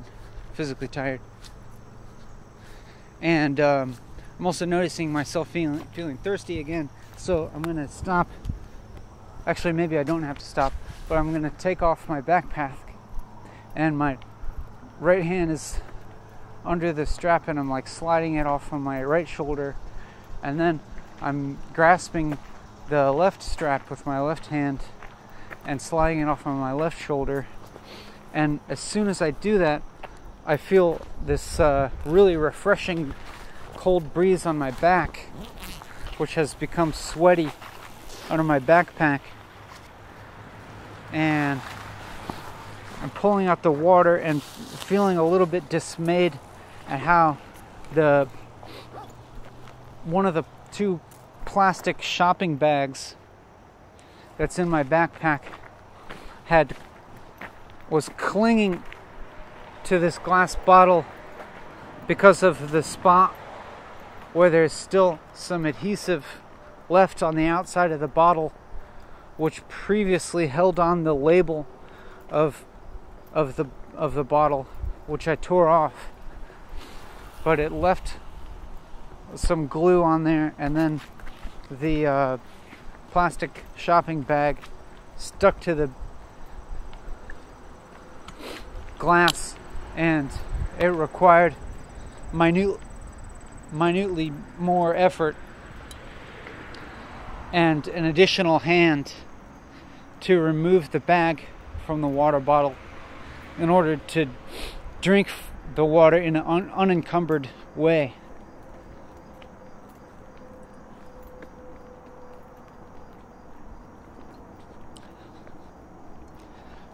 I took one gulp, and it feels refreshing, but I also felt like the feeling of the water going down my esophagus,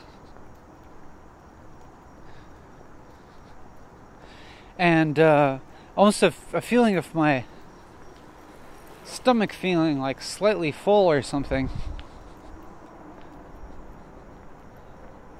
or I think in general, like I'm feeling a mild sensation of my body feeling slightly heavy in general.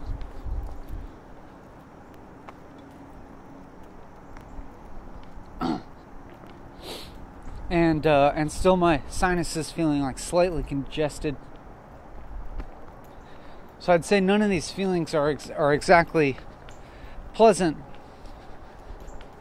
but nonetheless, I still have faith in the process of walking and talking, and don't have any inclination to stop walking and talking because of feeling some very mild discomforts.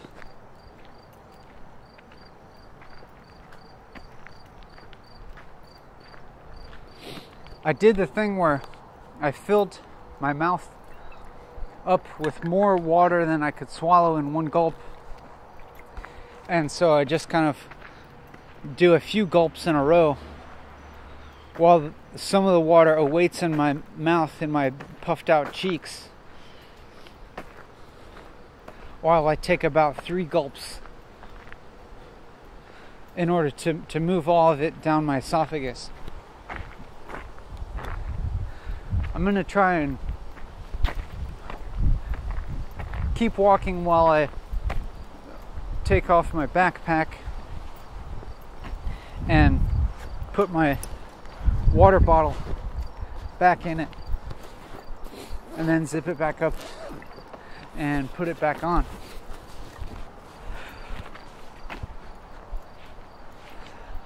I said earlier that I was interested in being more aware of subtle things that might be going on while I do certain actions, such as take off my backpack and drink some water.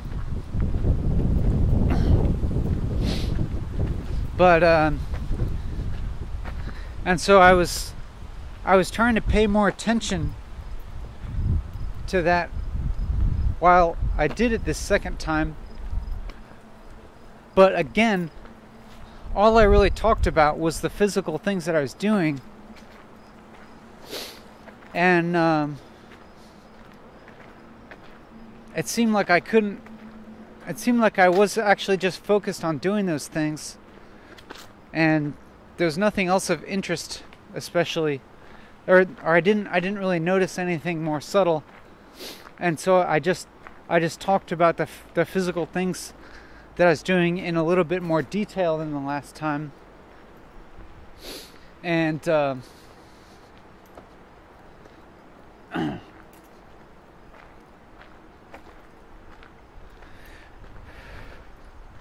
that wasn't especially interesting to me. I felt like a little bit disappointed about that. I just turned around on the trail, and I'm walking back now, and guessing that I've been walking and talking for at least up to the halfway point. But I'm not totally sure, and even if I haven't, it's not a big deal, because I could just continue walking past the point where I started the video, and that would be fine.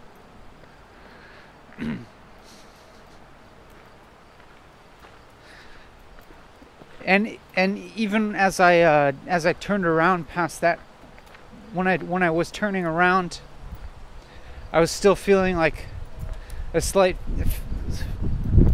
feeling of my body feeling a little bit heavy, and the sun beating down on me in a way that was like less than totally comfortable, and my sinuses feeling congested in a way that's unpleasant.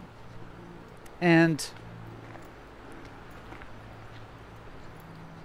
I'm somewhat attributing these feelings towards my own behavior in the past few days of perhaps avoiding unpleasant sensations by distracting myself with stimuli. And when I distract myself from unpleasant sensations by using sensory stimuli, I think that they have their own consequences on my state, and that they don't actually allow those unpleasant sensations to arise and pass, but they just kind of prolong them, or at best like kind of put them off to the future or something. So for instance, say if I was like feeling slightly tired in an unpleasant way, maybe I tried to avoid feeling that unpleasantness by like eating a snack. But then if I eat more snacks eat too many snacks when I'm not really like actually hungry, then I think it probably affects my metabolism and my bodily equilibrium in a way that in the next day or maybe a couple days later or something, then I'll feel tired. And I think that may be the case. But I also recognize that in those times where I was perhaps using stimuli to avoid feeling unpleasant sensations, I was also doing things that felt like I was accomplishing some work, and I felt good about accomplishing that work. And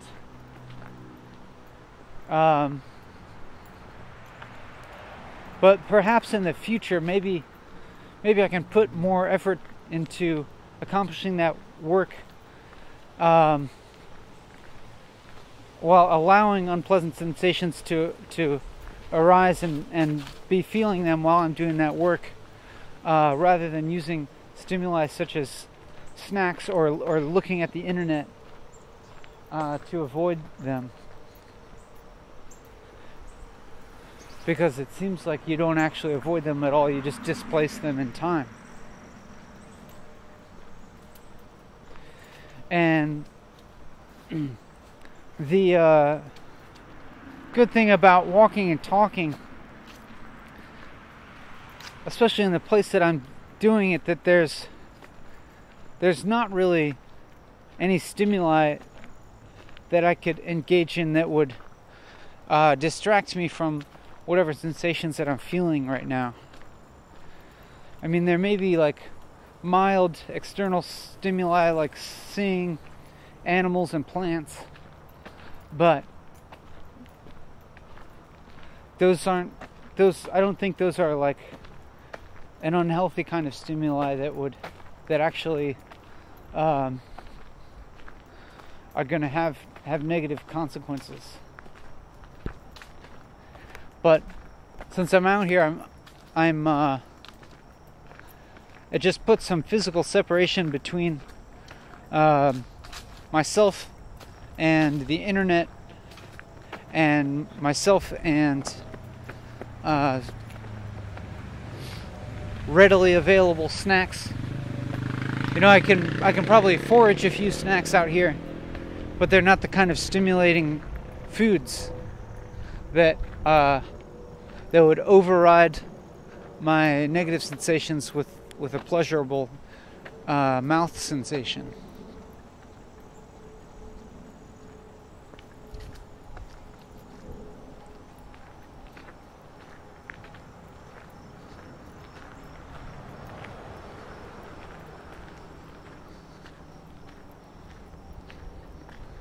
So in some sense,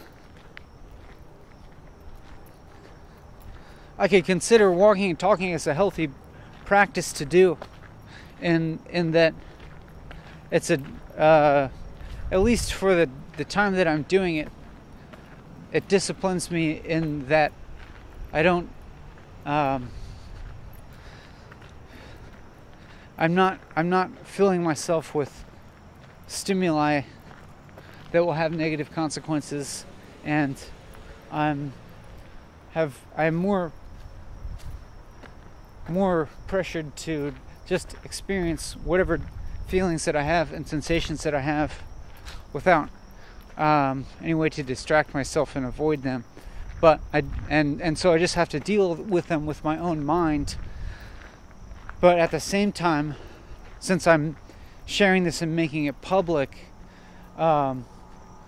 there's a certain kind of pressure on me to deal with them in a way that's socially acceptable, or at least in a way that's like not destructive, because I can't help but be conscious of your experience watching the video, so I'm held accountable. But at the same time, since since you're not here with me, and you can't talk to me directly while I'm doing this, I can't really use you as a kind of stimulus to avoid my unpleasant feelings or sensations either, because so for instance, maybe if I was feeling unpleasant, maybe I would actually feel inclined to complain about that, and by complain, I'm not sure what I mean. What's the difference between observing and expressing my feelings that may feel negative, as opposed to complaining about them? I think it's possible that the act of complaining about them might be to elicit a sort of response from the person that I'm communicating with that would be gratifying for me to hear. That is like talking about my situation in hopes of hearing a gratifying response from the person I'm talking to that might include sympathy, or like taking my side, or telling me something good about myself, like giving me some kind of compliment or something.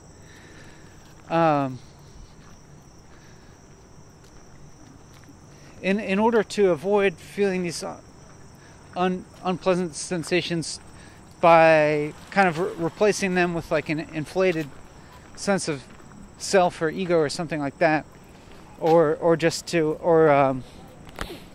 to try and get from you, the person that I would hypothetically be talking to if you were here in real life, to tell me something that gives me a certain immediate gratification or pleasure,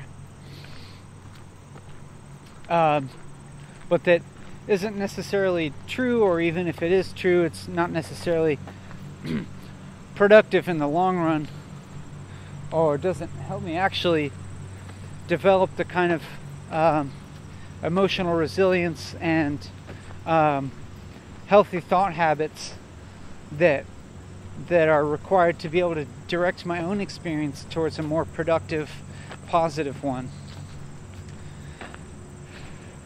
And so I think that is a potential benefit of just recording this video for you to watch, as opposed to having you with me here in real life. I only have my own self here, my own mind, and so I have to figure out how to use my own mind to direct my own experience into being a pleasant one. And because I'm talking the whole time, as opposed to just like taking a silent walk by myself, it makes my thoughts more transparent, or more noticeable to myself. And also, since I know that you're gonna hear them, that you're hearing them now, it puts a little added bit of pressure on me to be directing my thoughts in a constructive manner, as opposed to if I were just walking silently, and I would be thinking to myself, no doubt, and if I could just let my thoughts wander off into like ruminating about some past event that I might feel unhappy about, or worrying about the future, or maybe like thinking about myself as a victim,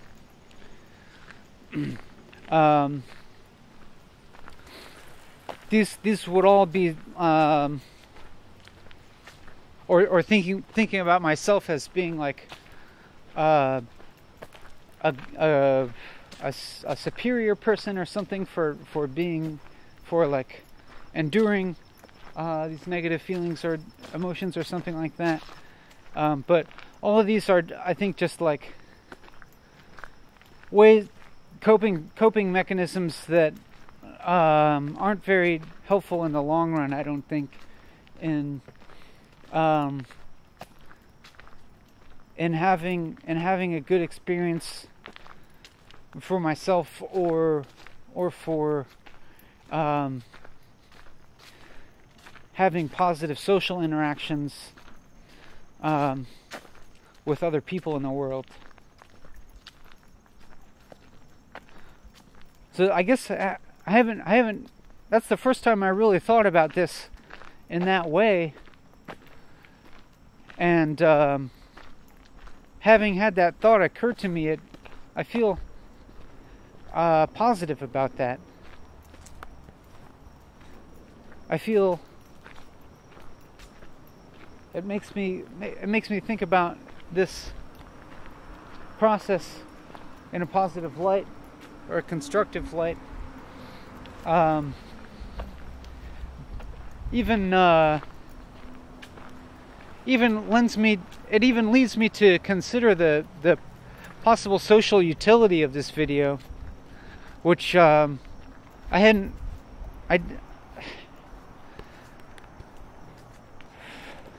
not sure if how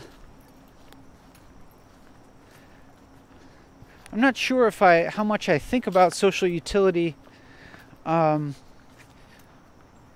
I do things, but now like sometimes I think I do things that don't have social utility, or that I like to do things that avoid having social utility. But now when I'm thinking about it, I do think of the things that I do as having a kind of social utility,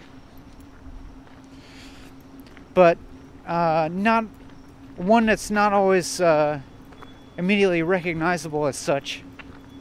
And so I do definitely think about social utility and value it.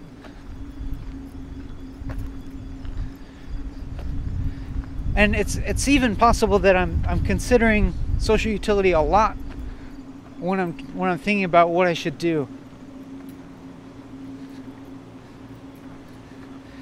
And the things that I do are very different from things that other people do.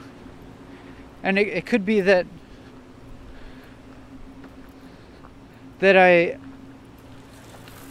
don't tend to see myself doing things that other people are doing as having the same potential amount of social utility as doing the things that I do.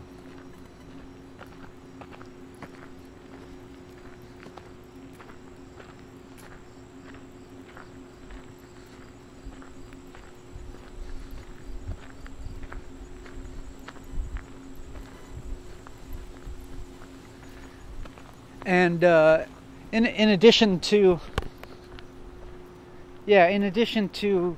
thinking about social utility, I also have to consider my own experience, and that plays a part. But also the two things aren't totally separate either. As in, if I get some kind of indication that what I'm doing is helping people, then my experience improves, and because I suppose I feel good about helping people, and also if I'm having a positive experience, it makes it easier for me to help other people, I think.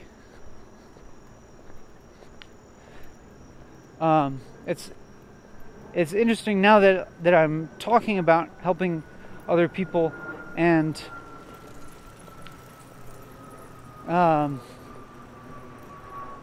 starting to feel uncomfortable with talking about that, actually, because it's almost as if by talking about it,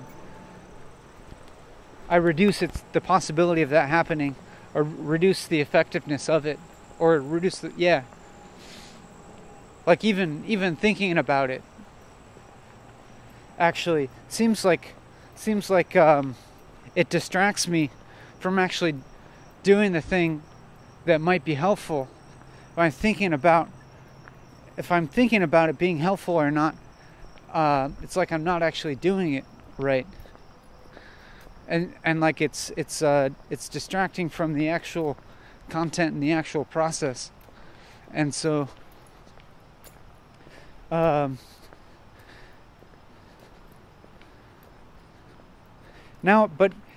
it's hard to make myself like not think about something, you know. It's hard to avoid thinking about a certain thing. It's almost the more you try to stop thinking about something, the more you think about it. But I'm sure that this idea is going to pass pretty soon, I'm guessing.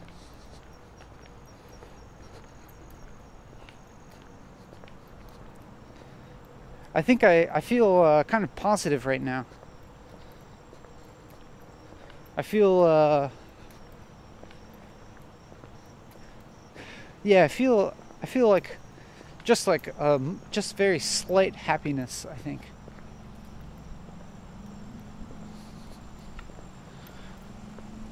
I think that the feeling of my body feeling like a little bit heavy is still there, but I haven't been noticing it much, and doesn't seem like it's actually interfering with focusing on talking. And now I just had this memory now of some of the previous videos, not like the last episode or the one before that, but maybe the first couple, and I had this memory of feeling like the train of thought was really continuous and flowing, and that I remember having this process of keeping moving up a level of thought, which is like I would have one thought, and then I would think about having that thought and express it, and then I would think about having that thought and express it, and so on, and having this memory of that, and associating that memory with a sense of very fruitfulness, like it was very fertile or something, like a very fertile process, and started to compare it with the present, my present talking, and sort of thought about the present talking as being not as fruitful or something, but I don't think that's necessarily true. I think it's they're just different, but at the same time they're kind of the same. Here's the place where the small frogs live. There, one just jumped.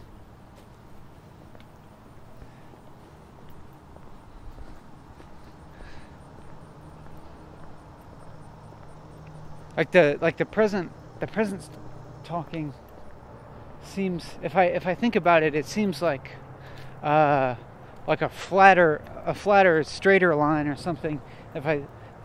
And this memory that I'm just now having of some of the first couple of videos is of thoughts like jumping up levels, and I don't perceive that happening as much, or I'm just like not in that cycle right now, but I wonder if just talking about it might get me into that cycle.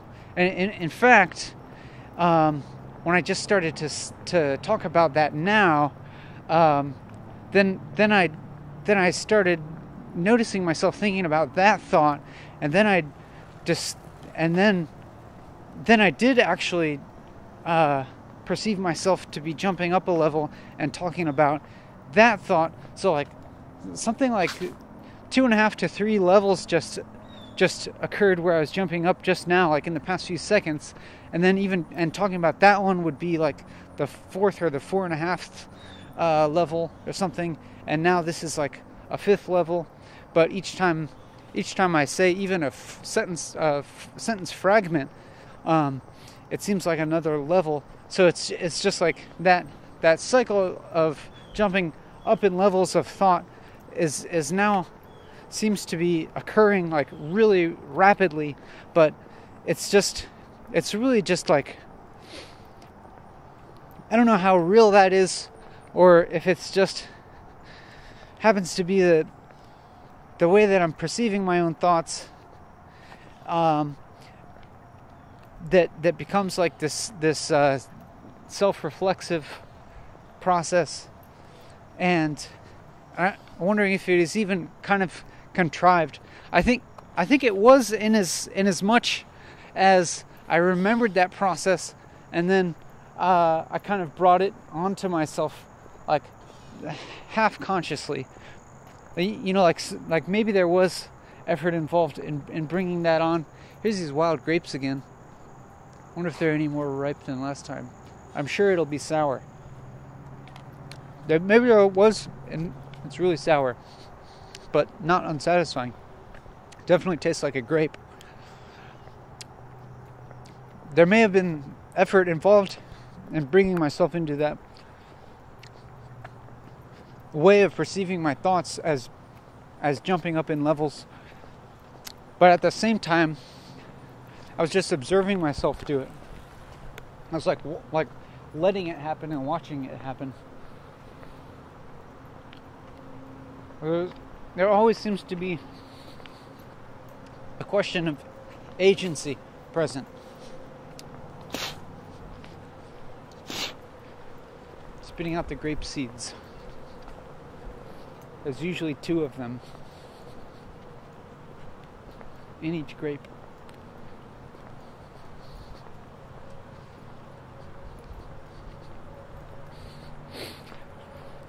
I'm thinking, what should I say now? Which is a funny thing, because like that's always the question all the time, is what should I say now?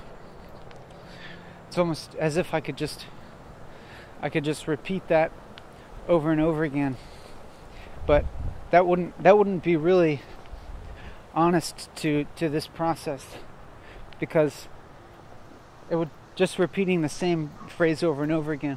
I would be thinking a lot of other things that I wasn't saying, because repeating that phrase over and over again, it would just lose any meaning and just become kind of automatic, and then I wouldn't be expressing myself very well, or clearly, or honestly.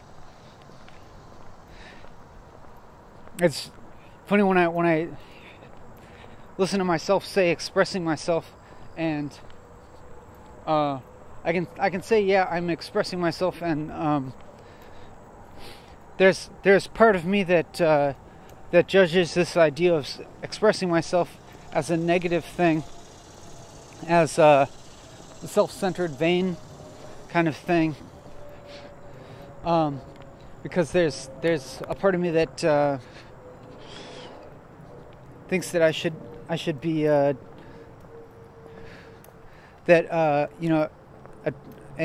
for something to actually be valuable work, it should be process oriented, and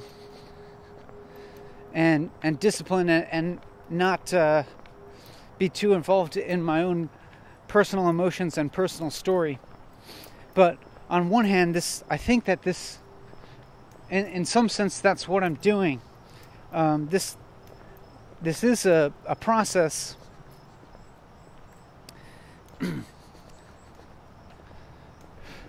but it also involves my personal emotions and feelings. But and I guess what I'm imagining as the alternative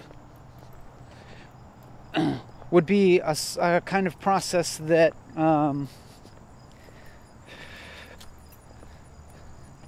that involves some kind of external factor in such a way that it places maybe some kind of limitation on my own personal choice. Yeah, maybe it's like the idea is that we can that through some kind of creative work we can transcend our personal emotions to create something that gives us a broader view or a more objective view, and that draws less attention to the creator themselves, and thus has more social value, more integrity, etc. But and I've thought a lot about that sort of thing, and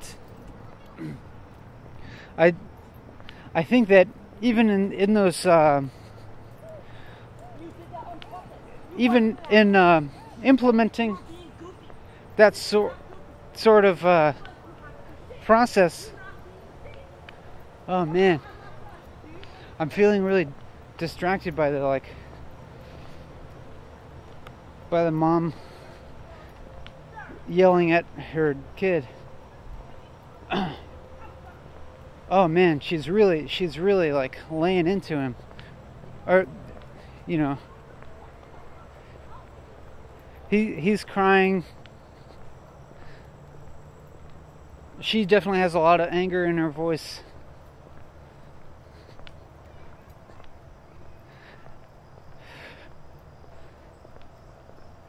I think about sometimes intervening in these situations, but another part of me says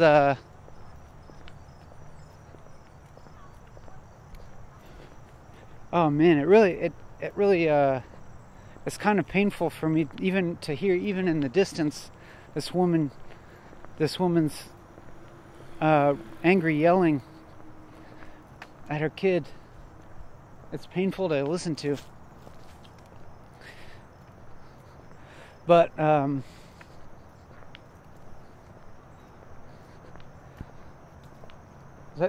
sometimes I imagine, what if I were to intervene, because I have a friend who does that sort of thing sometimes. Seeing someone having a conflict in public, he has sometimes intervened to try and direct their communication in a more productive way. But I hesitate to do that myself in this situation for fear of not really being skillful enough to deal with that anger and to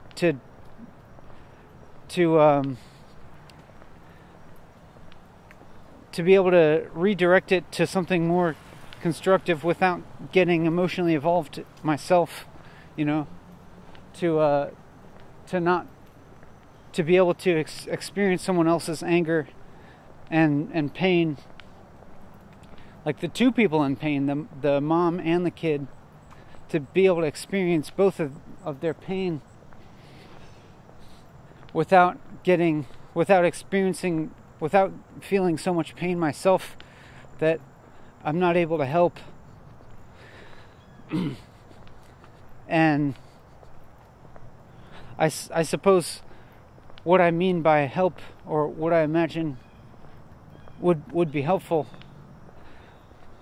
would be in this situation for the mom to be able to express what she is needing from her son in a way that expresses compassion. I mean, it's, for instance, it sounded like she was yelling at him that he's not being safe or something.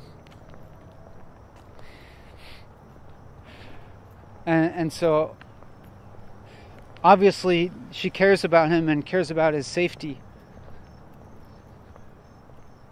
And so what I imagine a more productive way to communicate would focus on that caring and that desire for safety, rather than being so angry. And like the anger itself is like a punishment.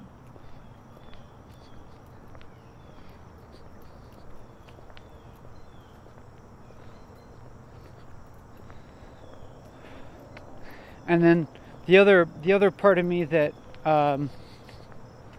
prevents me from entering such a situation is kind of the thought that well, she's the mom, and she might actually know best, and maybe and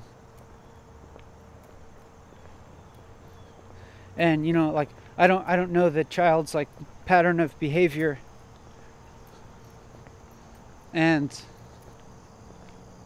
maybe it warrants such anger, but whether it does or not, I don't think that's really the question. It's more like being able to, in that situation, like if you're the mom, being able to figure out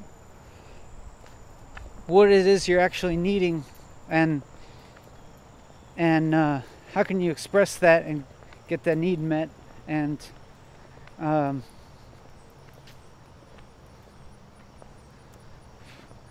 because the anger that was affecting her communication with the kid didn't seem to be helping the situation, because then the kid just started crying, and then when the kid's that upset, it's harder for him to like reason and try to help the mom with what she needs.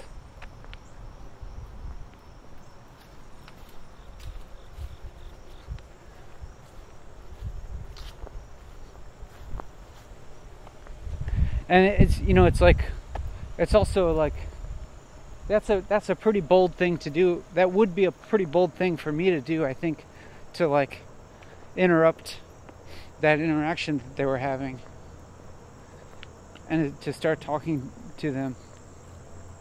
It's really like, that'd be socially like very aberrant.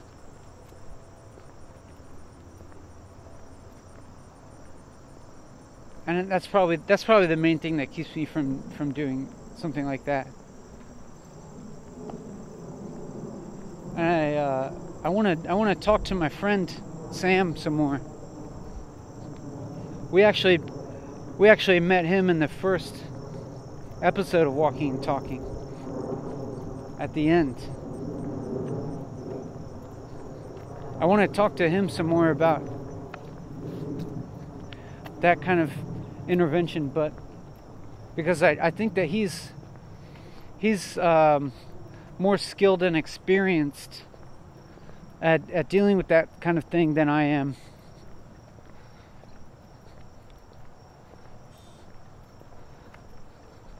So I don't have the same I don't quite have enough confidence to do it yet. And it could be that maybe I won't ever do that. Maybe I'm gonna pick my battles and focus on other things, like this video that I'm making with you, and it could be that even though I kind of passed up that possibility to intervene in that situation, I wonder if describing what's going on with me now to you could be beneficial in other ways of kind of putting that idea out into the world a little more. I don't know. Probably, maybe not. Maybe not, because it's just an abstract idea that I didn't actualize, and probably would be more powerful if I had actually just done it or tried it. I could have actually tried it while filming, but then that brings up another ethical dilemma of approaching a stranger and filming them with the intent of putting the film on, making it public on the internet, and especially while they're experiencing strong emotions, which is something they might not want to be public. There's a potential invasion of privacy there, and that might be something that a kind of boundary that I would like to respect.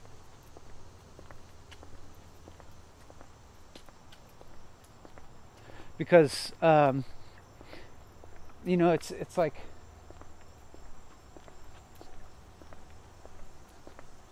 I wouldn't want to be like making an intervention like that and then filming it with the knowledge of making this video, because I think it would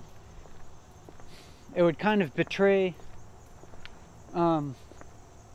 betray the process of that intervention,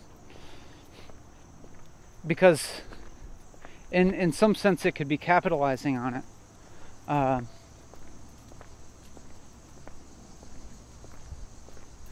By like making it into this a spectacle.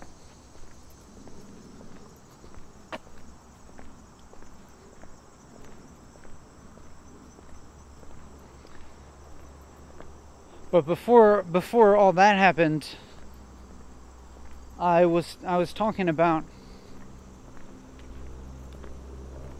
how I felt this a tinge of discomfort with talking about expressing myself when compared to doing a kind of work that's has a kind of process involved that appears to limit self-expression and in favor of objectivity.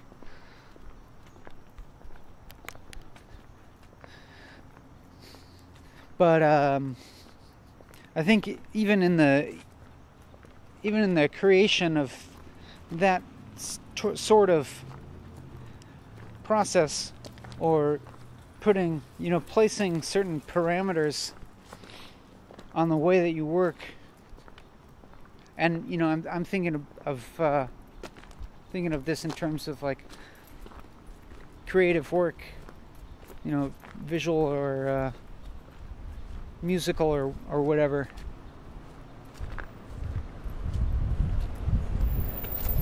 Where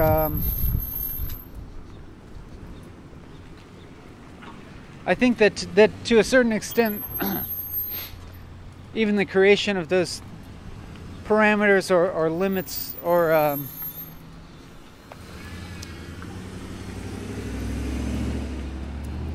how can I say it? Like confines is in itself an expression.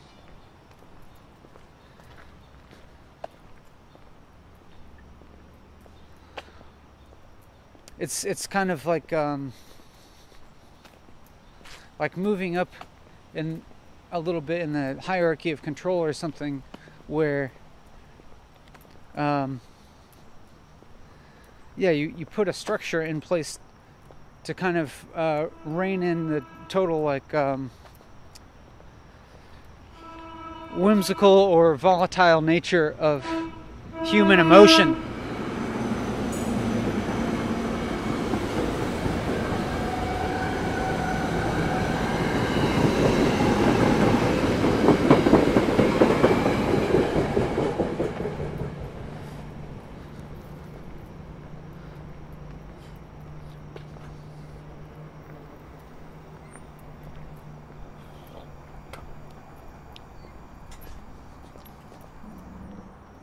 And I see the function of that.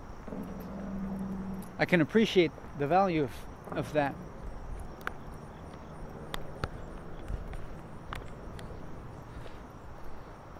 But I suppose maybe I'm approaching it from an almost opposite side of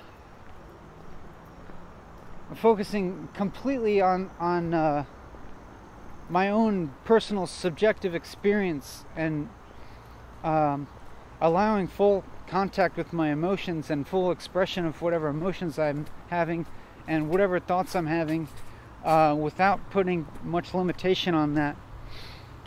But it's almost like the confine is that I'm doing that for a very long time, and I'm wanting for there to be a process. Yeah, it's treating that expression, that personal self-expression, as a process, and by doing it for a long time, I'm interested in seeing how that process plays out. And investigating my own sense of agency, and investigating what difficulties arise when I place myself in a relatively boundless situation. That is boundless in the opportunities I have to express myself at any moment. At any moment, I could hypothetically say anything at all.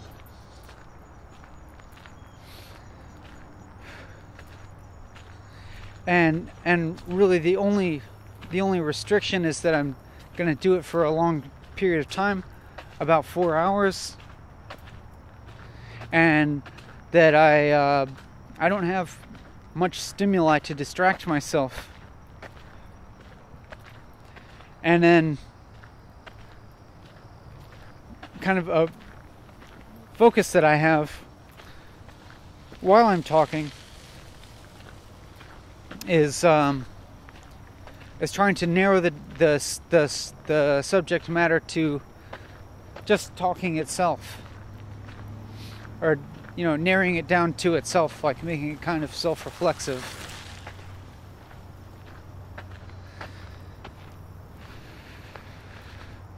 And so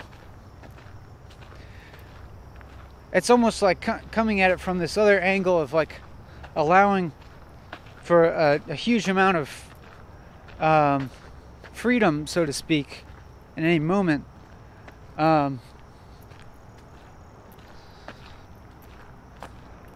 Allowing that to just go on for a long time, and seeing what results. And it's almost like using myself, my own body and my mind, and whatever mental structures and thought processes happen to be ingrained in me, it's like using that as the parameters. Using that as the generative the generative thing.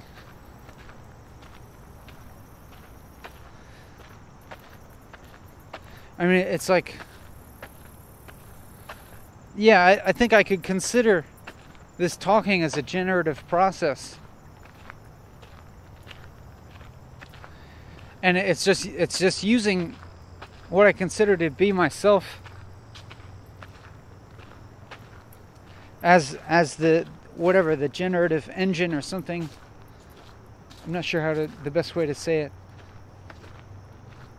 And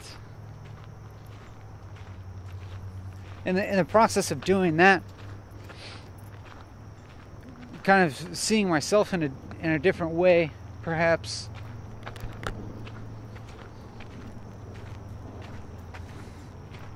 Or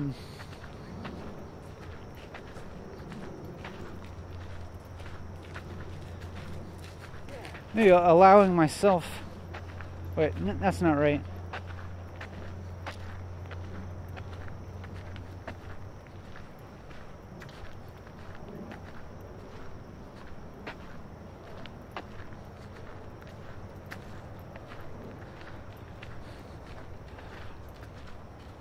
I don't know. Somehow like viewing myself and my talking as a generative process alters the way that I perceive myself, at least for this time being while I'm doing it. And I feel almost somehow how depersonalized or something like that.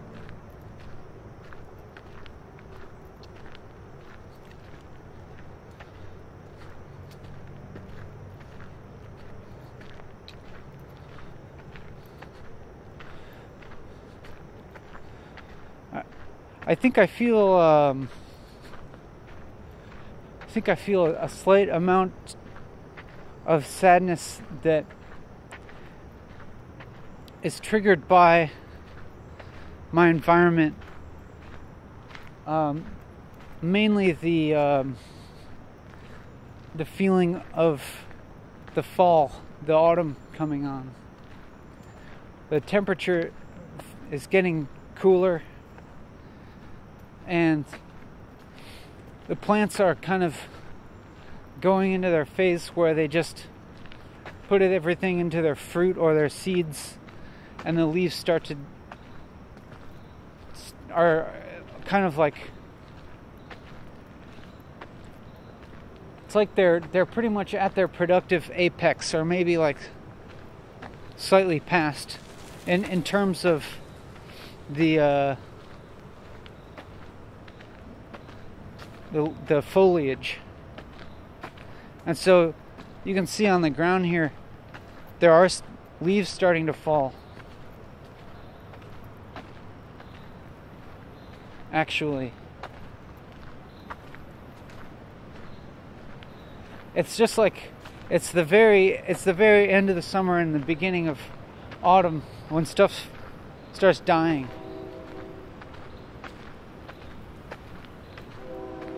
And that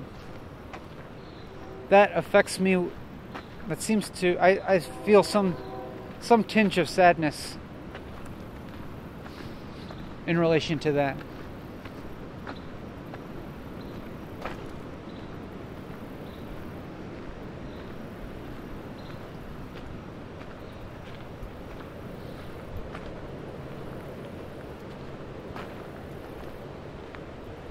And I noticed my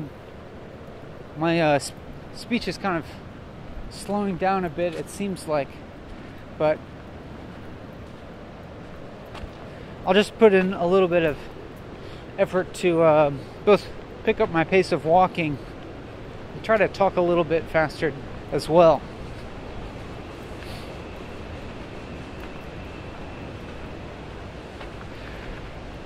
It's like the autumn feels like the end of something.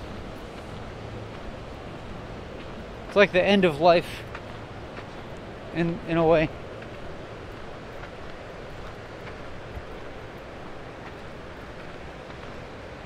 This feels like death, and I feel sad about that. Even though I have this idea that I should really be accepting of death.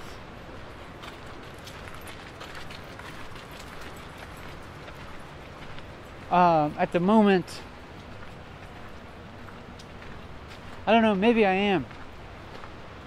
I'm asking myself right now, like, how would I feel if I died right now? I don't know. I have no idea what the process of dying would feel like. You know, even if it were really sudden. Like if somebody came and shot me in the head, I have no idea what that sudden experience would be like, or if it's just a suddenly there's no experience anymore.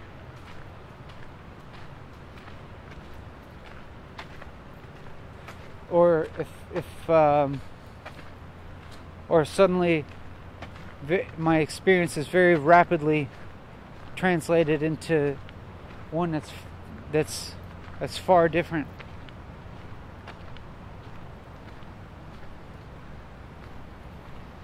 So far different that there wouldn't be a self really, and perhaps not an experience of time as this linear thing that I tend to think of it as being.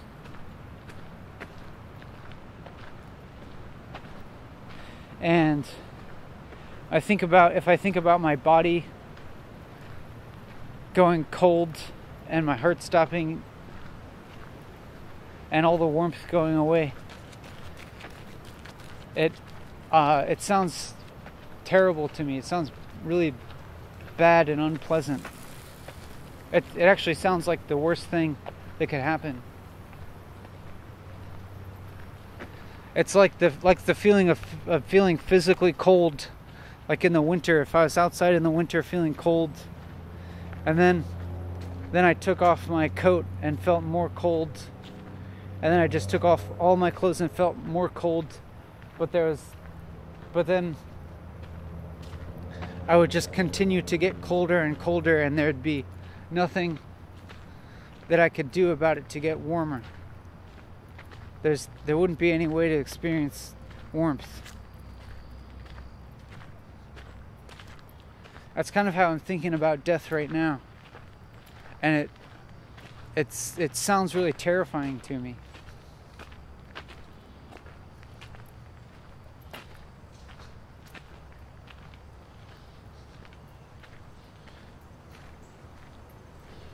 But I guess there's something about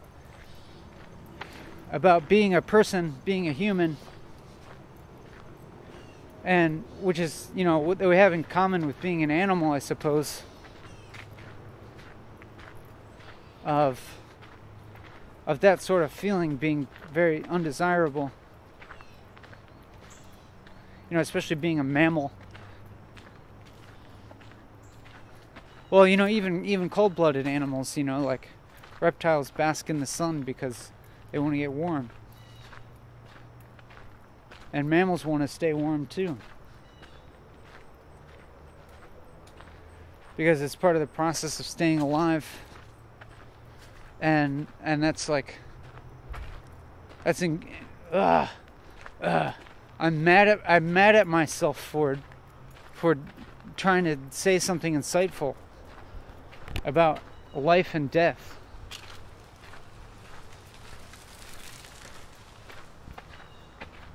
I think instead I'm going to just stop thinking about it and focus again, just as if I'm starting over talking again. Oh, there's a bunch of turtles. How about instead of thinking about it, how about instead of thinking about death, we'll just look at all these little turtles.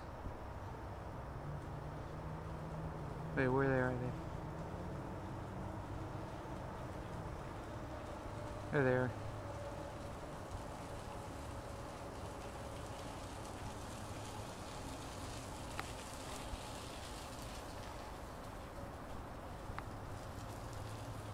Oh, there they go.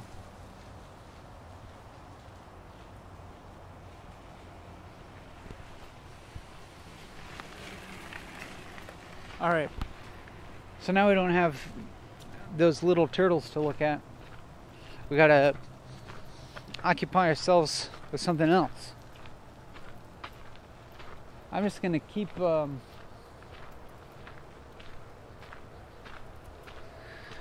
trying to focus as best as I can on talking about what I'm talking about.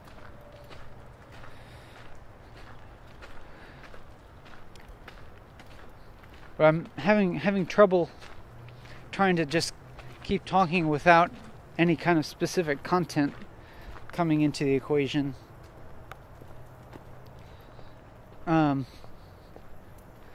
It feels like it's funny that I can't think of what to say, really. I mean, I suppose everything that I have been saying are things that I thought of to say. So it's like I've obviously thought of a lot of things to say. I've continued for quite a while, but never can I actually feel like I can think of the thing to say next. Although I know it's continually happening here. I'm just not sure what I'm gonna say beyond the next fraction of a second, it seems like. Yeah. And when I said yeah, it seemed like a filler, and then when I said yeah, it seemed like a filler, that seemed like a filler, and then I just continued that process of saying that sentence seemed like a filler, and now I'm continuing to go on that, and in some sense when I'm hearing myself do this, it feels like a cheap ploy, like a cheap process that lets me avoid being fully accountable for what I'm saying, because I just put this simple process into play, and then the process just plays itself out, and I don't have to have any emotional labor or personal accountability. I can be uninvolved, and that I have this idea that by doing that I can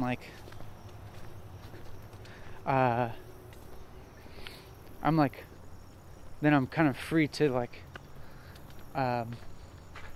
behave in unproductive ways myself, because the process of what I'm creating takes care of itself, while myself being unobserved in the background can run amok, having no accountability for my emotions or thought processes. But that's not actually happening here, because I am continuing to talk, and at least that way I'm still involved the whole time. And so that's why, oh, here's a bunch of little turtles.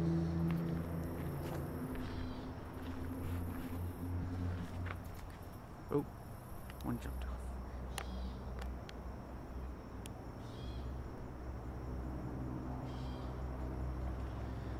These ones are even smaller than the last ones. It seems like the same size of turtle hang out with each other.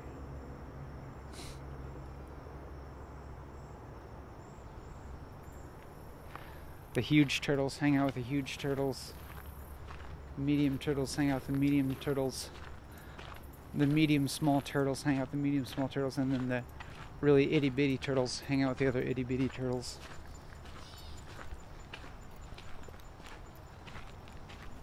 I feel slightly concerned that when I say something like when I talk about itty bitty turtles and describe them in such language that it could promote a kind of clinging affection that that is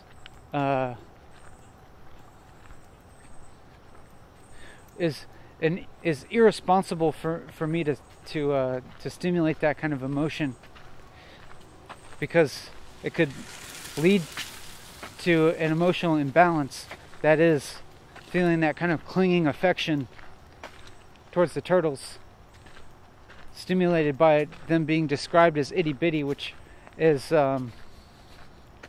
strikes me as maybe like a cute or infantile descriptor.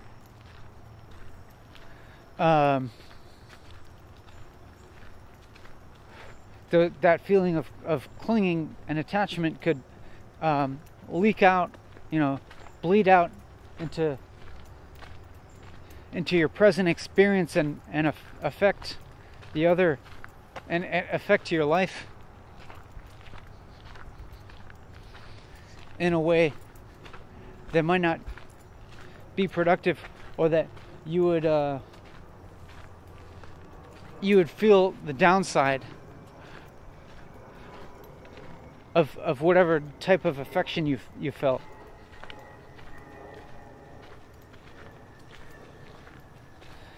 Or you would feel, oh, there's a looker.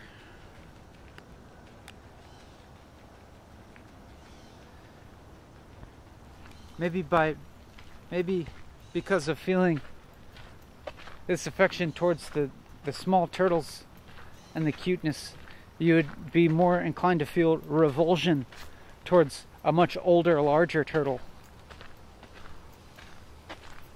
You know what I'm saying? Like it introduces preference.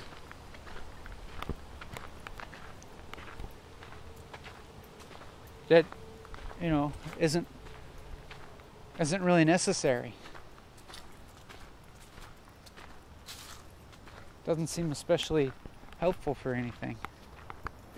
Like, look at these bigger turtles. They're so much bigger and not itty bitty and not cute, Are they like, do we not care about them? Because they're adults? Do we not need to feel affection towards them? Because they're old enough to take care of themselves now? And so they don't need our affection from afar, like the baby turtles do.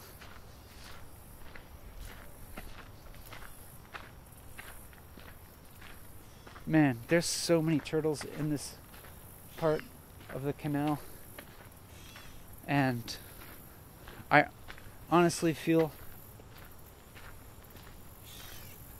so much clinging affection towards them. But it's also, I guess I haven't actually noticed myself feeling sad when I leave the turtles. I don't feel the kind of attachment towards them that doesn't let me leave or makes me want to capture one and take it home with me and name it.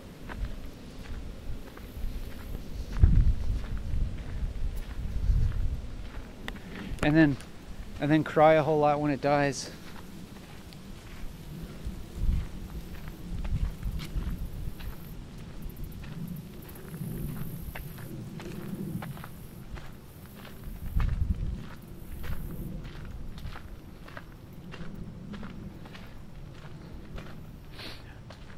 Just now I thought about ending the video.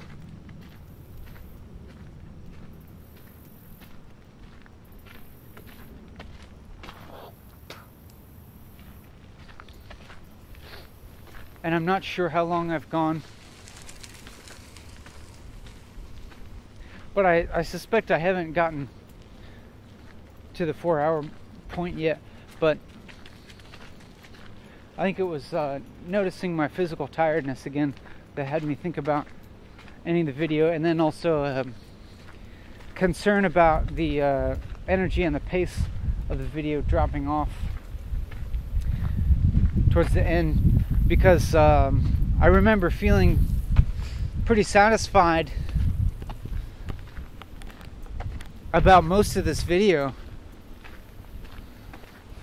and so there's a desire to quit while I'm ahead, so to speak, and avoid the risk of a lackluster ending or something like that. But above all, I still have trust in the process, so I'm going to continue going here.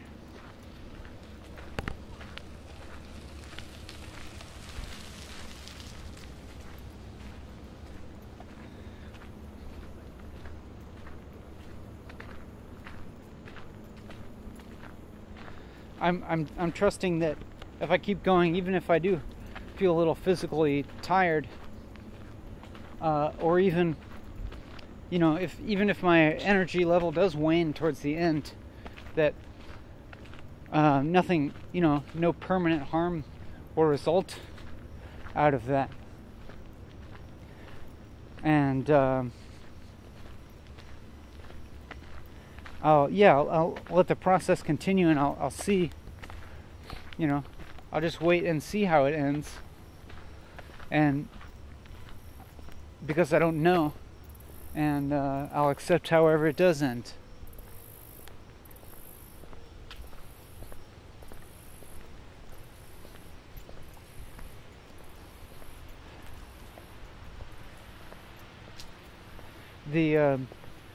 The feeling of my body feeling a little heavy, like, increased a little bit, and then like I'm gonna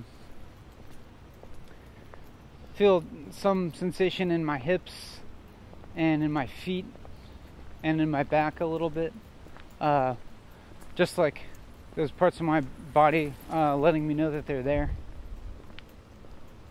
Doesn't actually like feel painful or anything, and maybe I can feel like a very slight pressure in my head or something.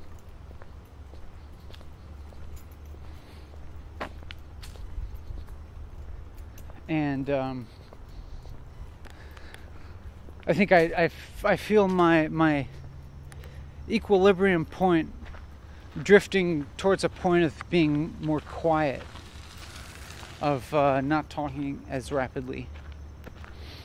And so I suppose I'm going to be exerting a little bit more effort to keep my rate of talking up above what its normal equilibrium point would be.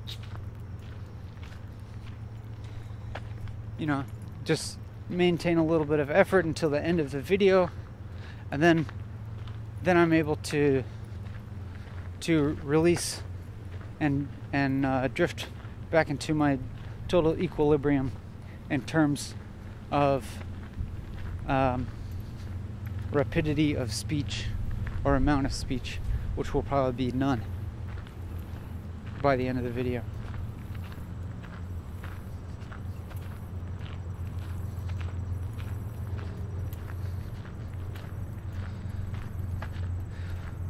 I mean, what else? I don't know what to say. And I'm just like feel increasingly okay about that, and maybe I'm increasingly finding myself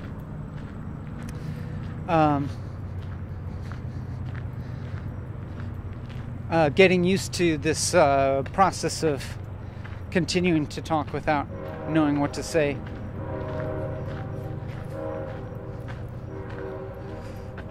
Like it's almost as if I could almost sense myself starting to get upset about not knowing what to say. And then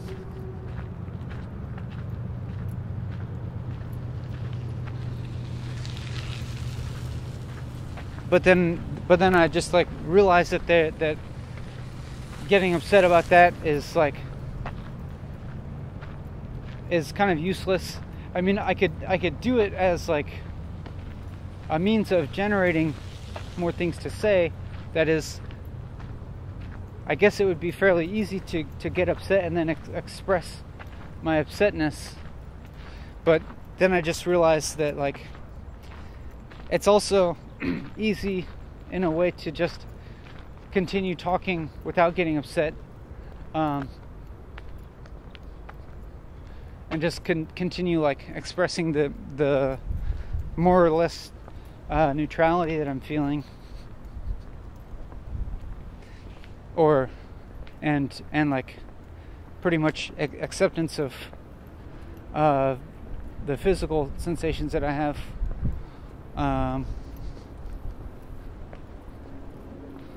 which in terms of my physical sensations in my body, there's sensations that start to that begin to pull me towards a resting state. That is like the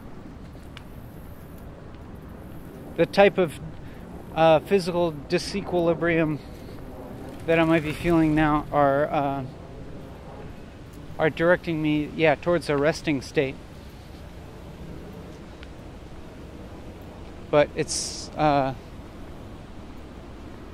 know that I have plenty of willpower to continue walking and talking for a bit longer before succumbing to that resting state. I can put off the pleasure of going into that until later, when it will actually be more satisfying knowing that I've accomplished the goal that I set out to do. Some of the past thoughts felt like they were actually constructed in a relatively long form way. That is,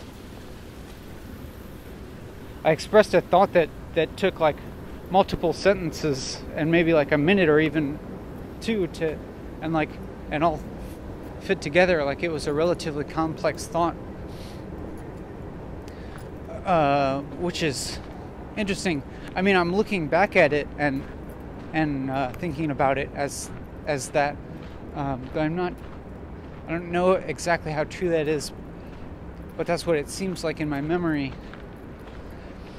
And I find that interesting to think about having expressed a complex thought that took a little while to express, and even though in my process of talking it doesn't seem like I actually know what I'm going to say very far ahead. Okay, so once again the batteries ran out, which usually happens once we get to this point in the video, and then I was talking for I'm not sure exactly how long before realizing that the video camera was off, so I replaced the batteries. But I was in the middle of joining 2 or maybe 3 complex trains of thoughts together. And I'm not sure where I need to start off from, because I'm not sure where I left off. But I originally expressed one train of thought where I was describing my current physical state as one of a disequilibrium that's pulling me towards a resting state of my body. For example, my body feels a little bit tired, and I'm feeling just like the slight beginnings of tiredness in my feet and back and hips and such.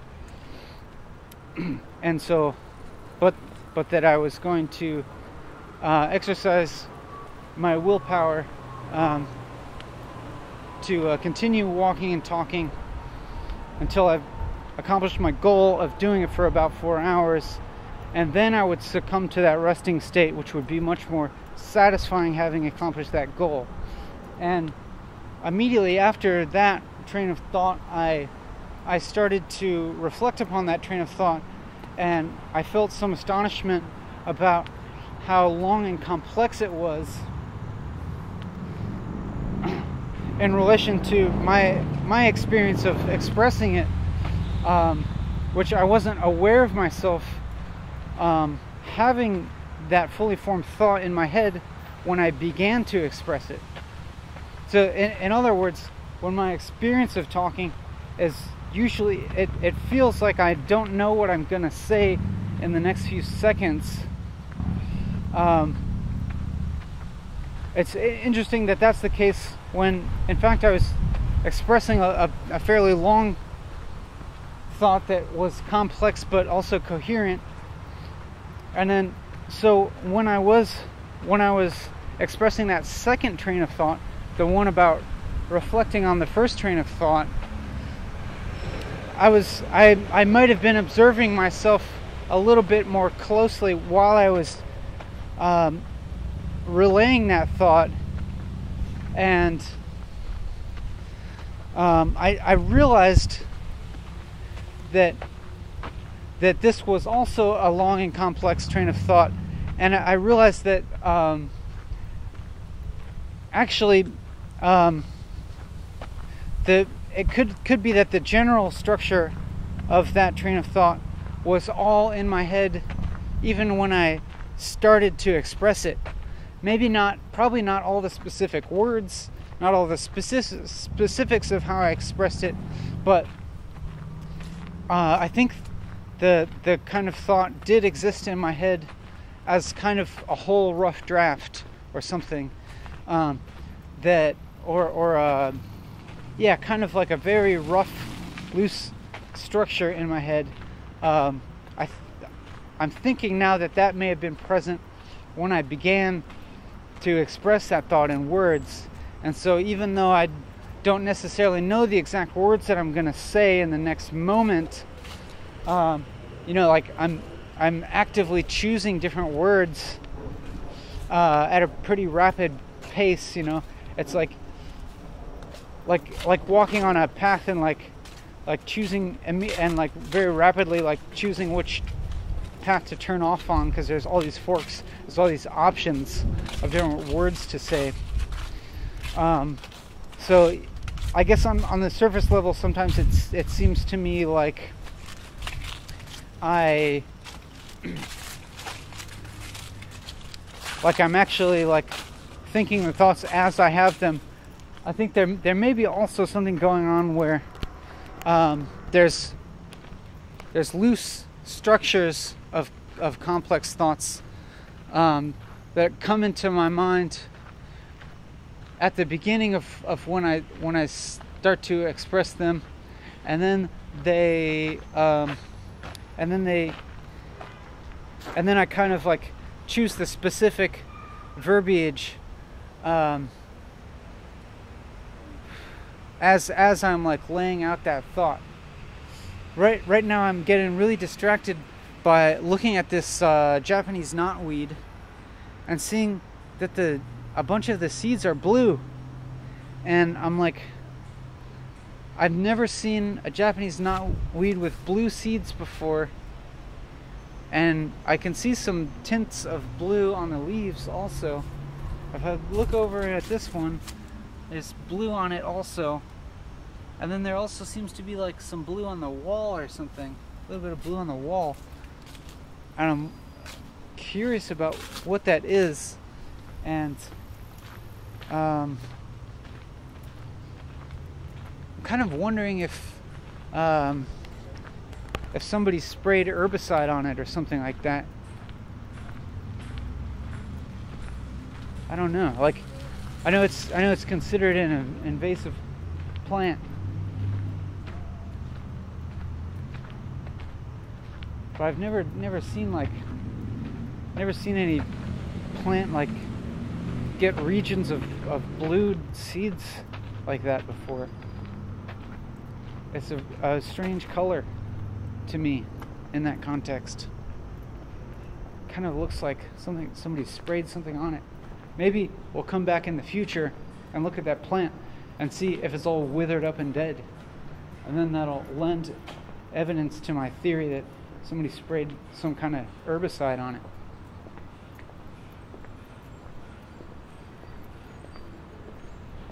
There's a cool looking turtle hanging out by the road cone. Oh, it's going away. It has a bunch of moss growing on its shell.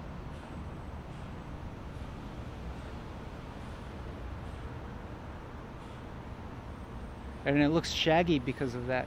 It looks like the turtle has fur. And there's a big ass carp. And a road cone.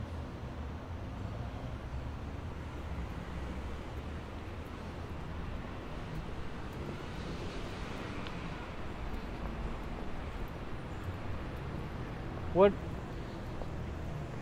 It's funny that that my state of disequilibrium is also pulling me towards a state of silence, of not talking. Almost like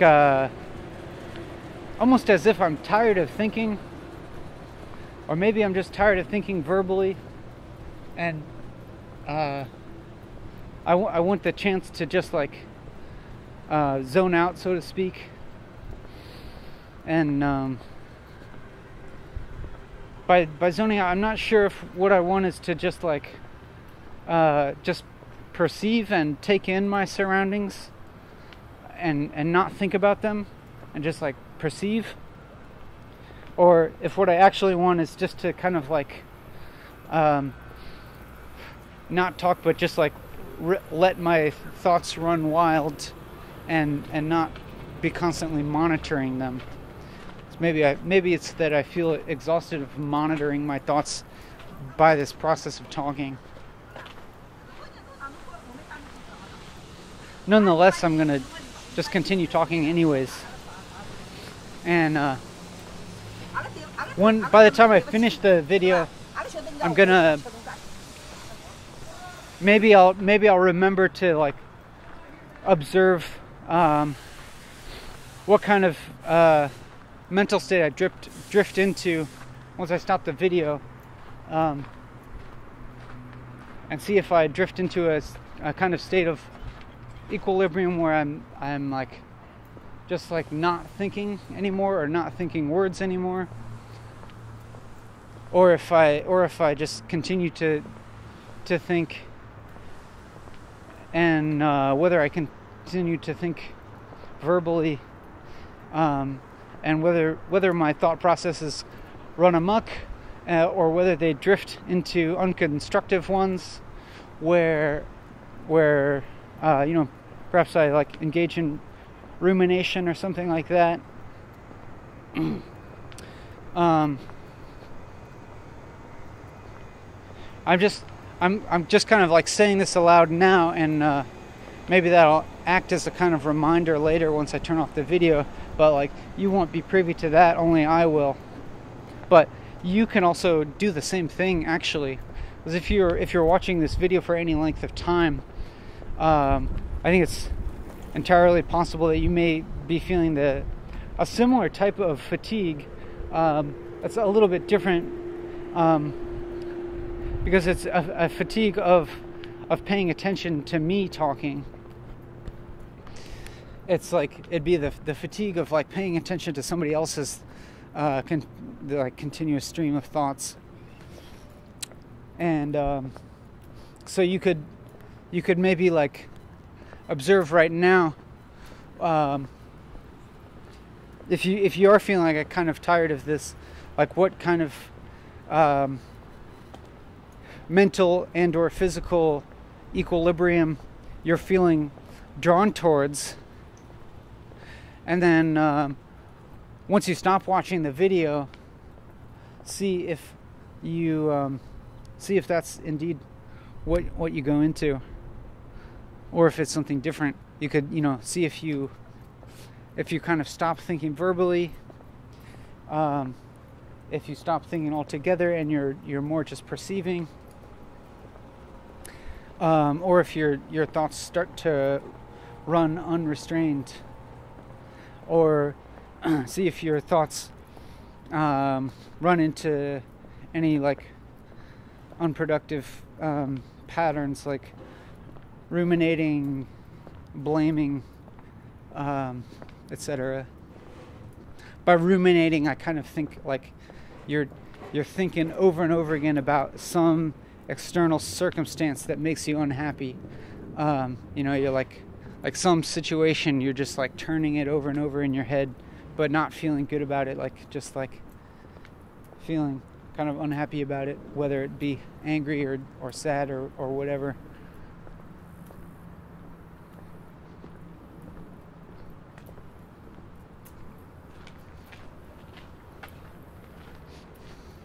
When I started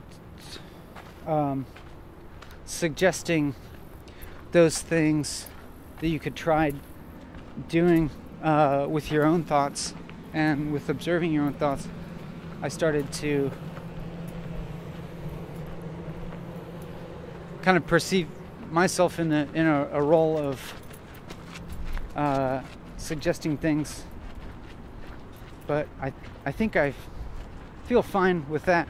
It's I've known certain people to be very uncomfortable taking on any kind of role that could be perceived as hierarchical. That is, like, they don't want to be a leader. They don't want to be a teacher, but they want to be involved with people on a completely level playing field. And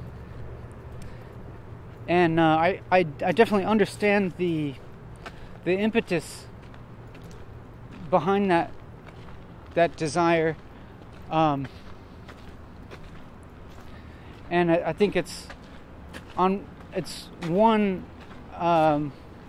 not wanting to become egotistical in having a role that is seen as superior to another person, not wanting to identify too strongly with a certain role, and also I think something about wanting a full and equal engagement out of all the people that you interact with. Desiring for the other people that you interact with to not rely on you for answers, but to be drawn into exercising their own agency and their own like problem-solving abilities, etc. And just like, and for it to be like a mutually engaging experience.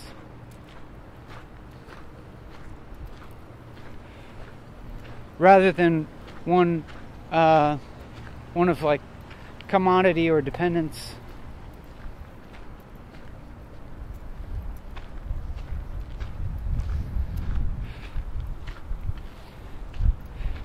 Yet that said, I don't feel terribly uncomfortable with suggesting possibilities for thought exercises. Although, if by calling it that felt a little weird.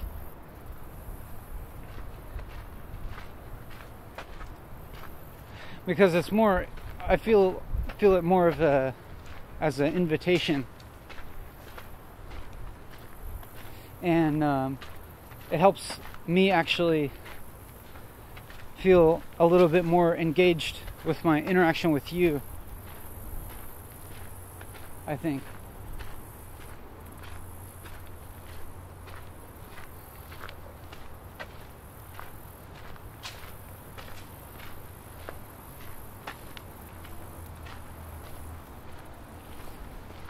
I'm simultaneously unfurrowing my brow and kind of relaxing into the process of talking after like a couple second gap where my eyebrows were furrowed. But I think probably more to do with the bright sun, but maybe also relating to wondering what to say next. And then I also sometimes wonder how is external factors influence my internal state.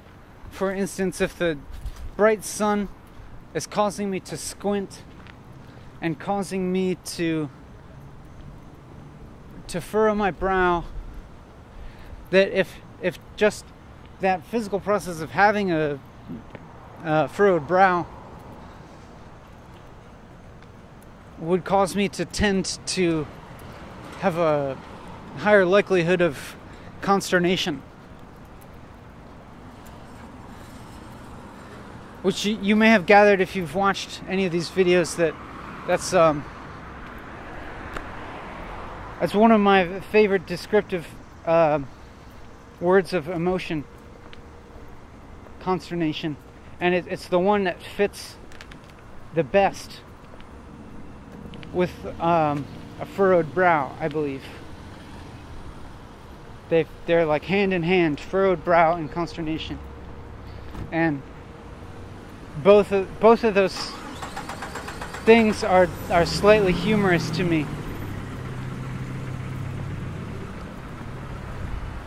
Those words are humorous to say, and the image they conjure is humorous to me. I almost wanted to chuckle just now. Whoa, and I think I have a memory now of just having walked past a person sitting in front of the coffee shop, and I feel like they had a sweatshirt that just said karma on it. I'm not sure if I saw that or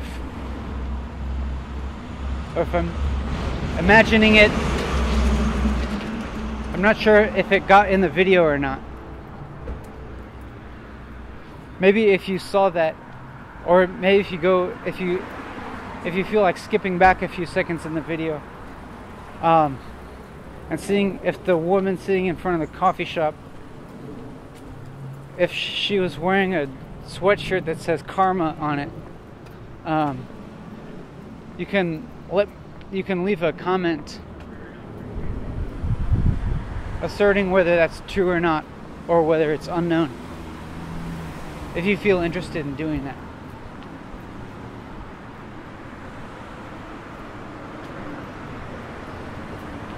And now I'm looking at this other sign over here that says kayak. There's another K word that has the same number of A's in it, and the same number of syllables, and the same number of letters.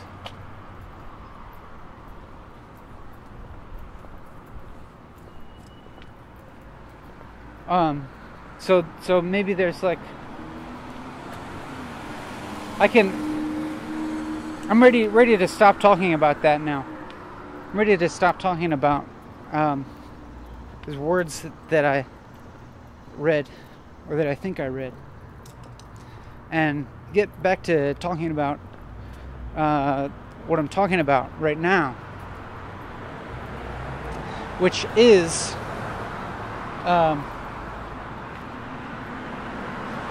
like what I already said, just talking about what I'm talking about now.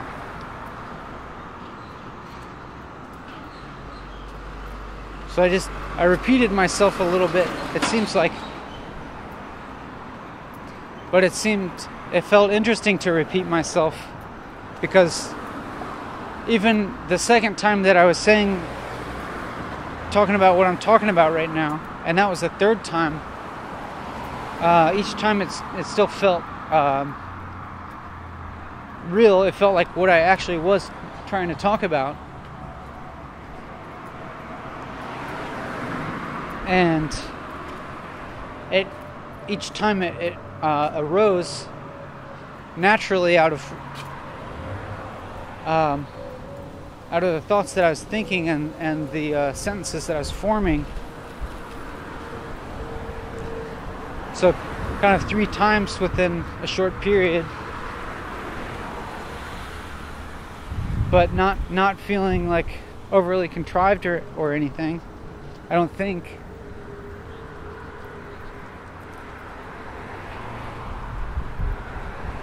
And I thought now about how in this video I haven't been paying much attention to how I'm using the camera, how I'm pointing the camera, although I have been trying to point it more upwards than just pointing it at the ground, because I know that a view of the ground is like just kind of gives me a claustrophobic feel, like it's too close and I can't see enough, and I like want to be able to see more depth of field. And so I think I have been making an effort to point the camera up a little bit more, and then oftentimes if there's a person walking by, I'll point the camera away from them, but I haven't done that every time.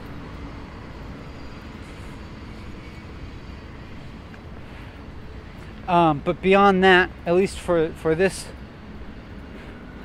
episode of Walking and Talking, with the exception of the few times when I pointed the camera towards turtles or a frog or certain plants, or that huge flattened caterpillar, I haven't been paying a whole lot of attention to where I'm pointing the camera. And because I've been very focused on what I've been saying.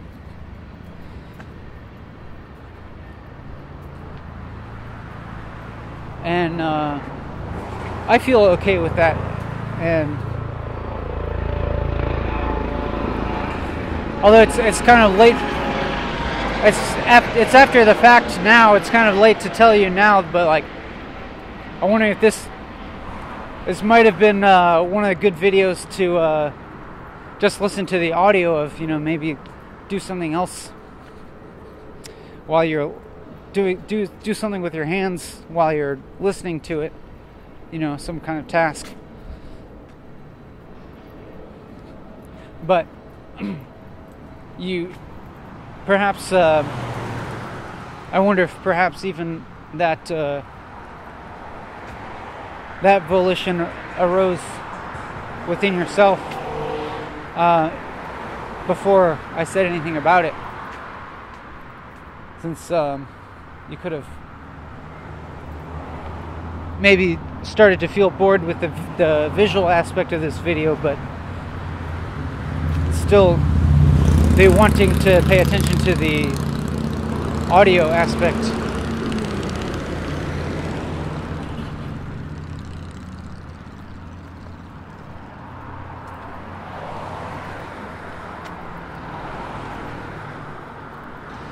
I felt a lag just now, like a lag of my attention, a lag of my own attention, while I thought about, I was thinking about your experience, and I imagined it being a little bit disinterested. I imagined you being a little bit disinterested immediately after I said the thing about maybe you already decided to do something else while you listen to this video as opposed to watching the visuals as well. And I noticed that when I had that thought of you feeling disinterested, I felt like a lull in my motivation, and like I felt all the tiredness kind of exaggerate itself, and and I felt a pull towards the equilibrium state of rest and silence. And then I realized there was not really any use in continuing to dwell on my imagination of you being disinterested. And so then I just went right back into describing my thoughts and my own experience without much distress. And I feel satisfied about how that went.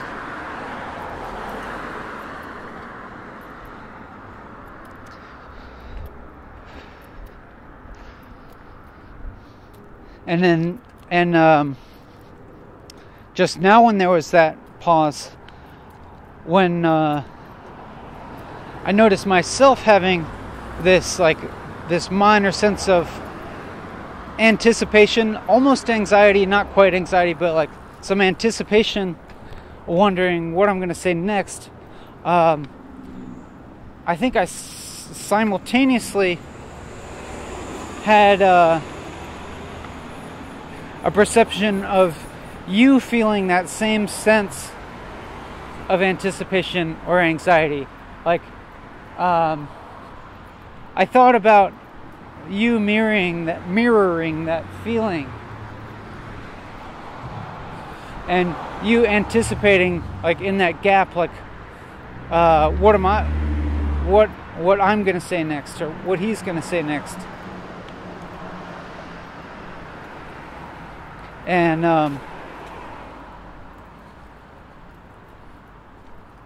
that was interesting, because it was actually kind of like, for a second it kind of felt like I was mirroring your emotion. Like I was feeling the anticipation because of thinking about you feeling it. Like, yeah, it felt like for a second like I was mirroring your anticipation of what I was going to say next. And then when I jumped in and started talking about that thought, then I felt like a rising sense of interest in expressing and investigating that thought, as it kind of seemed to blossom a little bit as I started to talk about it.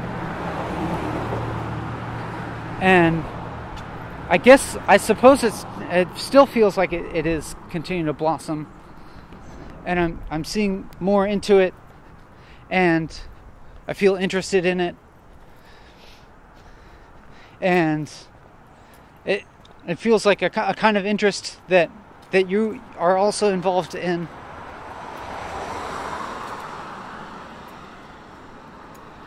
And so that gives me some kind of nice feeling.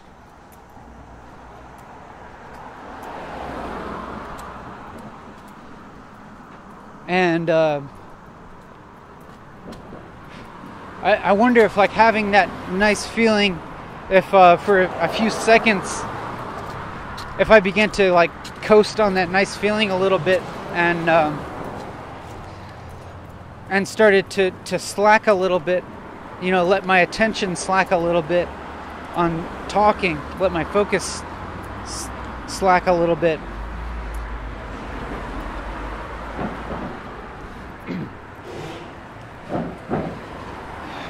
But and then like that maybe could have been part of the cause, that there was like a couple second gap after I said that thing. But then when I came back in,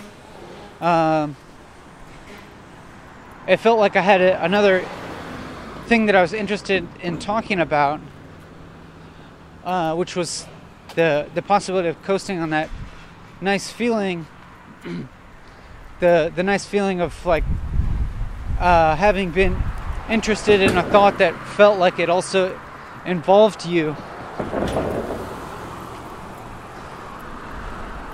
And to some extent, I'm not entirely sure if all those feelings are totally real, or if I could have been like fabricating them to some slight degree after the fact, maybe out of desire to have something to talk about.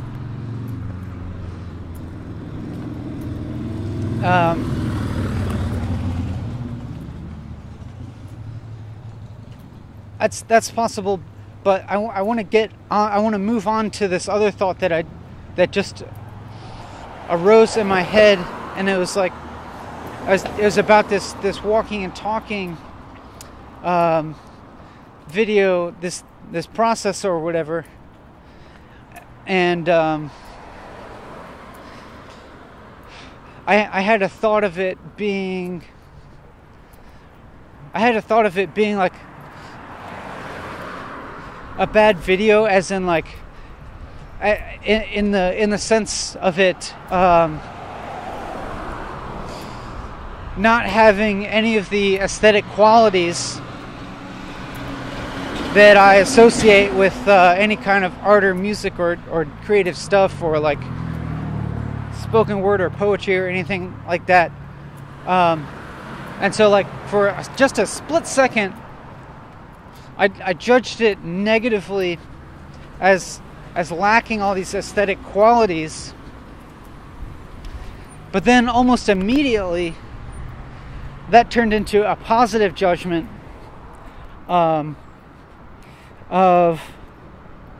thinking that like this is a good sign, because it means that this is something that doesn't exist in any other form in the world, at least that I'm aware of. Hey, this is funny. There's a road cone with power lines going into it. It's electric road cone. That's just kind of like joking